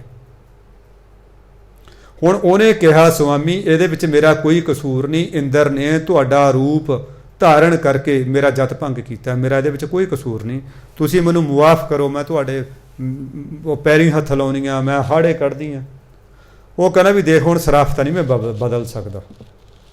ਕਹਿੰਦੇ ਇਹ ਜਿਹੜਾ ਹੈ ਰਾਮ ਚੰਦਰ ਭਗਵਾਨ ਨੇ ਇਹ ਆਉਣਾ ਹੈ ਤ੍ਰੇਤੇ ਦੇ ਵਿੱਚ, ਮੈਂ ਯੁੱਗ ਬਦਲ ਦਿੰਦਾ, ਮੈਂ ਯੁੱਗ ਬਦਲ ਦਿੰਦਾ। ਜਿੱਥੇ ਤ੍ਰੇਤੇ ਨੇ ਬਾਅਦ 'ਚ ਆਉਣਾ, ਮੈਂ ਦੁਆਪਰ ਬਾਅਦ 'ਚ ਆਏਗਾ, ਤ੍ਰੇਤਾ ਪਹਿਲਾਂ ਆ ਜਾਊਗਾ, ਮੈਂ ਇਹ ਕਰ ਸਕਦਾ। ਫਿਰ ਇਹ ਕਹਿੰਦੇ ਯੁੱਗ ਉਦੋਂ ਬਦਲਿਆ ਸੀ। ਕਹਿੰਦੇ ਫਿਰ ਇਹ ਤ੍ਰੇਤਾ ਰਥ ਜਤਾਇਕਾ ਜ਼ੋਰ ਅੱਗਾ ਰਥਵਾ। ਤ੍ਰੇਤੇ ਯੁੱਗ ਦੇ ਵਿੱਚ ਜਿਹੜਾ ਇਹ ਸਰੀਰ ਮਨੁੱਖੀ ਸਰੀਰ ਦਾ ਰਥ ਸੀ, ਇਹਦਾ ਮਤਲਬ ਜਤ ਦਾ ਸੀ। ਕਿਉਂਕਿ ਜ਼ੋਰ ਅੱਗਾ ਰਥਵਾ। ਉਦੋਂ ਜ਼ੋਰਾਵਰ ਬਲੀ ਮਹਾਬਲੀ ਬਣਦਾ ਸੀ ਕਿ ਮੈਂ ਅਸੀਂ ਯੋਧੇ ਹੋਈਏ, ਤਕੜੇ ਹੋਈਏ, ਦੁਸ਼ਮਣ ਸਾਡੇ ਤੇ ਫਤਿਹ ਨਾ ਪਾ ਸਕੇ। ਸਾਧ ਸੰਗਤ ਜੀ, ਜਿਹੜਾ ਜ਼ੋਰ ਸੂਰਮਾ ਹੁੰਦਾ ਹੈ ਉਹ ਲਗਭਗ ਹਮੇਸ਼ਾ ਜਤੀ ਹੋਏਗਾ। ਇਹ ਗੁੰਡੇ ਬੰਦਿਆਂ ਨੂੰ ਆਪਾਂ ਸੂਰਮੇ ਨਹੀਂ ਕਹਿ ਸਕਦੇ, ਜਿਹੜੇ ਧੱਕੇ ਨਾਲ ਪਤਾਂ ਲੁੱਟਦੇ ਨੇ ਬੀਬੀਆਂ ਭੈਣਾਂ ਦੀਆਂ, ਉਹਨਾਂ ਨੂੰ ਅਸੀਂ ਮਹਾਬਲੀ ਨਹੀਂ ਕਹਿ ਸਕਦੇ, ਸੂਰਮੇ ਨਹੀਂ ਕਹਿ ਸਕਦੇ। ਉਹ ਤਾਂ ਆਮ ਕਰਕੇ ਕਹਿੰਦੇ ਹੁੰਦੇ ਨੇ ਜਿਹੜੇ ਸੂਰਮੇ ਨੇ ਉਹ ਕਿਸੇ ਬਗਾਨੀ ਧੀ ਭੈਣ ਵੱਲ ਮੈਲੀ ਅੱਖ ਨਾਲ ਨਹੀਂ ਦੇਖਦੇ। ਤ੍ਰੇਤੇ ਦੇ ਵਿੱਚ ਇੱਕ ਜਿਹੜਾ ਕਰੇਜ ਸੀ ਉਹ ਸੀ ਕਿ ਜੀ ਅਸੀਂ ਜ਼ੋਰਾਵਰ ਬਣਨਾ, ਬਲੀ ਬਣਨਾ। ਉਹ ਸਰੀਰ ਤਾਕਤ ਦੇ ਉੱਤੇ ਜਿਹੜਾ ਹੈ ਜ਼ੋਰ ਦਿੰਦੇ ਸੀ। ਤਾਂ ਉਹ ਜਿਹੜਾ ਜਤ ਸੀ, ਜਤ ਉਹਨਾਂ ਨੇ ਕਮਾਉਣਾ ਸੀ।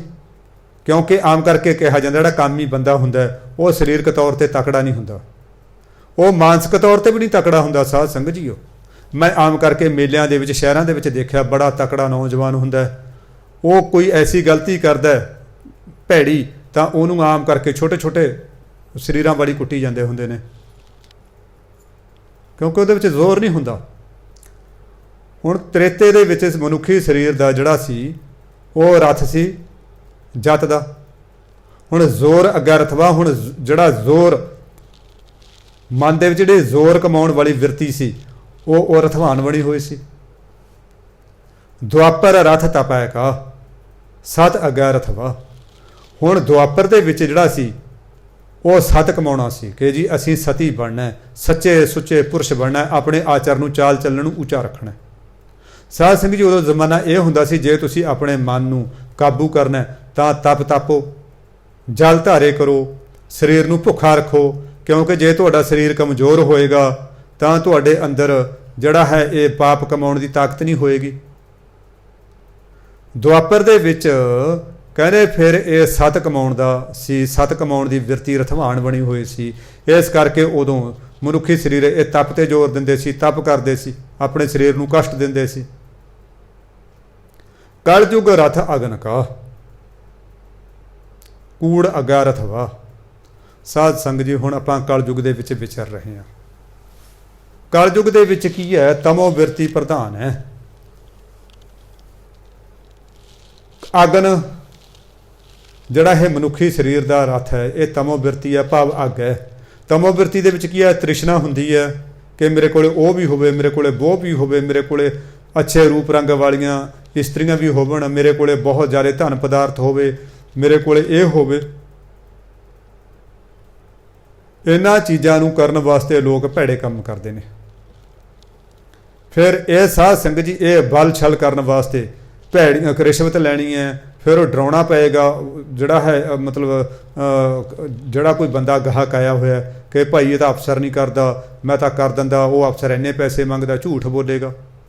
ਜੇ ਦੁਕਾਨ 'ਤੇ ਬੈਠਾ ਫਿਰ ਉਹ ਕਹੇਗਾ ਜੀ ਦੇਖੋ ਜੀ ਮੈਂ ਤੁਹਾਡੇ ਕਰਕੇ ਦੇ ਰਿਹਾ, ਇਹ ਵਸਤੂ ਮੈਨੂੰ ਇੰਨੇ ਦੀ ਪਈ ਹੈ, ਬੇਸ਼ੱਕ ਬਿੱਲ ਦੇਖ ਲੈ, ਫਲਾਣਾ ਕਰ ਲੈ, ਝੂਠ ਬੋਲੇਗਾ। ਕਿਉਂਕਿ ਅੰਦਰ ਜਿਹੜੀ ਹੈ ਤਮੋ ਬਿਰਤੀ ਭਾਰੂ ਹੈ, ਤ੍ਰਿਸ਼ਨਾ ਭਾਰੂ ਹੈ। ਫਿਰ ਦੂਜੀ ਈਰਖਾ, ਸਾਧ ਸੰਗੀ ਈਰਖਾ ਤਾਂ ਇੰਨੀ ਹੋ ਗਈ ਹੁਣ ਕਲਯੁਗ ਦੇ ਵਿੱਚ, ਜੇ ਇੱਕ ਭਰਾ ਤਰੱਕੀ ਕਰ ਰਿਹਾ ਤਾਂ ਦੂਜੇ ਭਰਾ ਤੋਂ ਜਰਦੀ ਨਹੀਂ ਹੈਗੀ ਉਹਦੀ।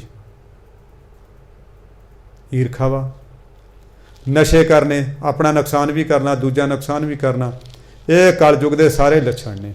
ਕਲਯੁਗ ਰਥ ਅਗਨ ਕਾ, ਮਨੁੱਖੀ ਸਰੀਰ ਦਾ ਜਿਹੜਾ ਰਥ ਹੈ ਇਹ ਅਗਨ ਦਾ ਹੈ। ਸਾਧ ਸੰਗੀ ਇਹਦਾ ਰਥਵਾਨ ਕੌਣ ਹੈ? ਝੂਠ। ਝੂਠ ਤੋਂ ਬਗੈਰ ਹੁਣ ਕਈ ਵਾਰੀ ਦੇਖਿਆ ਮੋਬਾਈਲ ਤੇ ਗੱਲ ਕਰਦੇ ਨੇ। ਸਾਧ ਸੰਗਤ ਜੀ ਮੈਨੂੰ ਯਾਦ ਹੈ ਸਾਡੇ ਕੋਈ ਗੈਸਟ ਆਇਆ ਹੋਇਆ ਸੀ, ਤਾਂ ਉਹਦੇ ਮੰਮੀ ਡੈਡੀ ਪੁੱਛ ਰਹੇ ਨੇ ਭਾਈ ਤੂੰ ਕਿੱਥੇ ਹੈ? ਉਹ ਜੀ ਮੈਂ ਭਵਾਨੀਗੜ੍ਹ ਟੱਪਿਆ ਆ। ਉਹ ਮੈਂ ਯਾਰ ਤੂੰ ਬੈਠਾ, ਮੈਨੂੰ ਮੂੰਹ ਤੇ ਉਂਗਲ ਰੱਖ ਕੇ ਨਾ ਇਸ਼ਾਰਾ ਕਰਦਾ ਵੀ ਚੁੱਪ ਰਹੋ। ਕਹਿੰਦਾ ਜੀ ਹੁਣ ਮੈਂ ਮਾਸੜ ਜੀ ਮੈਂ ਤੁਹਾਡੇ ਕੋਲ ਗੱਲਾਂ ਮਾਰਨੀਆਂ ਨੇ, ਹੁਣ ਮੈਂ ਕੀ ਕਰਾਂ, ਮੈਂ ਹੁਣ ਤਾਂ ਉਹ ਕਾਹਲੀ ਕਰੀ ਜਾਂਦੇ ਨੇ।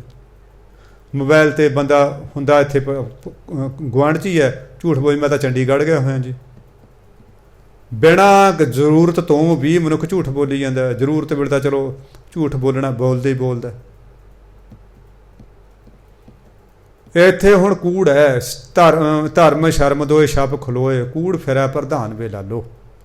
ਕਲਯੁਗ ਦੀ ਕੇ ਵੀ ਪਹਿਚਾਣ ਹੈ, ਜੇ ਕੋ ਸਤ ਕਰੈ ਸੋ ਛਿਜੈ, ਤਪ ਘਰ ਤਪ ਨਾ ਹੋਈ, ਜੇ ਕੋ ਨਾਉ ਲਏ ਬਦਨਾਮੀ, ਕਲ ਕੇ ਲਖਣ ਏਈ। ਇਹ ਕਲਯੁਗ ਦੀਆਂ ਪਹਿਚਾਣ ਹੈ, ਕਲਯੁਗ ਦੀ ਨਿਸ਼ਾਨੀ ਹੈ। ਸਾਧ ਸੰਗਤ ਜੀਓ ਹੁਣ ਸਮਾਂ ਆਗਿਆ ਨਹੀਂ ਦਿੰਦਾ ਹੈ। ਸਮਾਂ ਹੋ ਗਿਆ, ਆਪਾਂ ਇੱਥੇ ਫਤਿਹ ਬੁਲਾਉਂਦੇ ਹਾਂ। ਹੋਈਆਂ ਬੇਅੰਤ ਕਿਸਮ ਦੀਆਂ ਭੁੱਲਾਂ ਚੁੱਕਾਂ ਗਲਤੀਆਂ ਦੀ ਮੁਆਫੀ। ਸਾਧ ਸੰਗਤ ਜੀ ਵਾਹਿਗੁਰੂ ਜੀ ਕਾ ਖਾਲਸਾ, ਵਾਹਿਗੁਰੂ ਜੀ ਕੀ ਫਤਿਹ।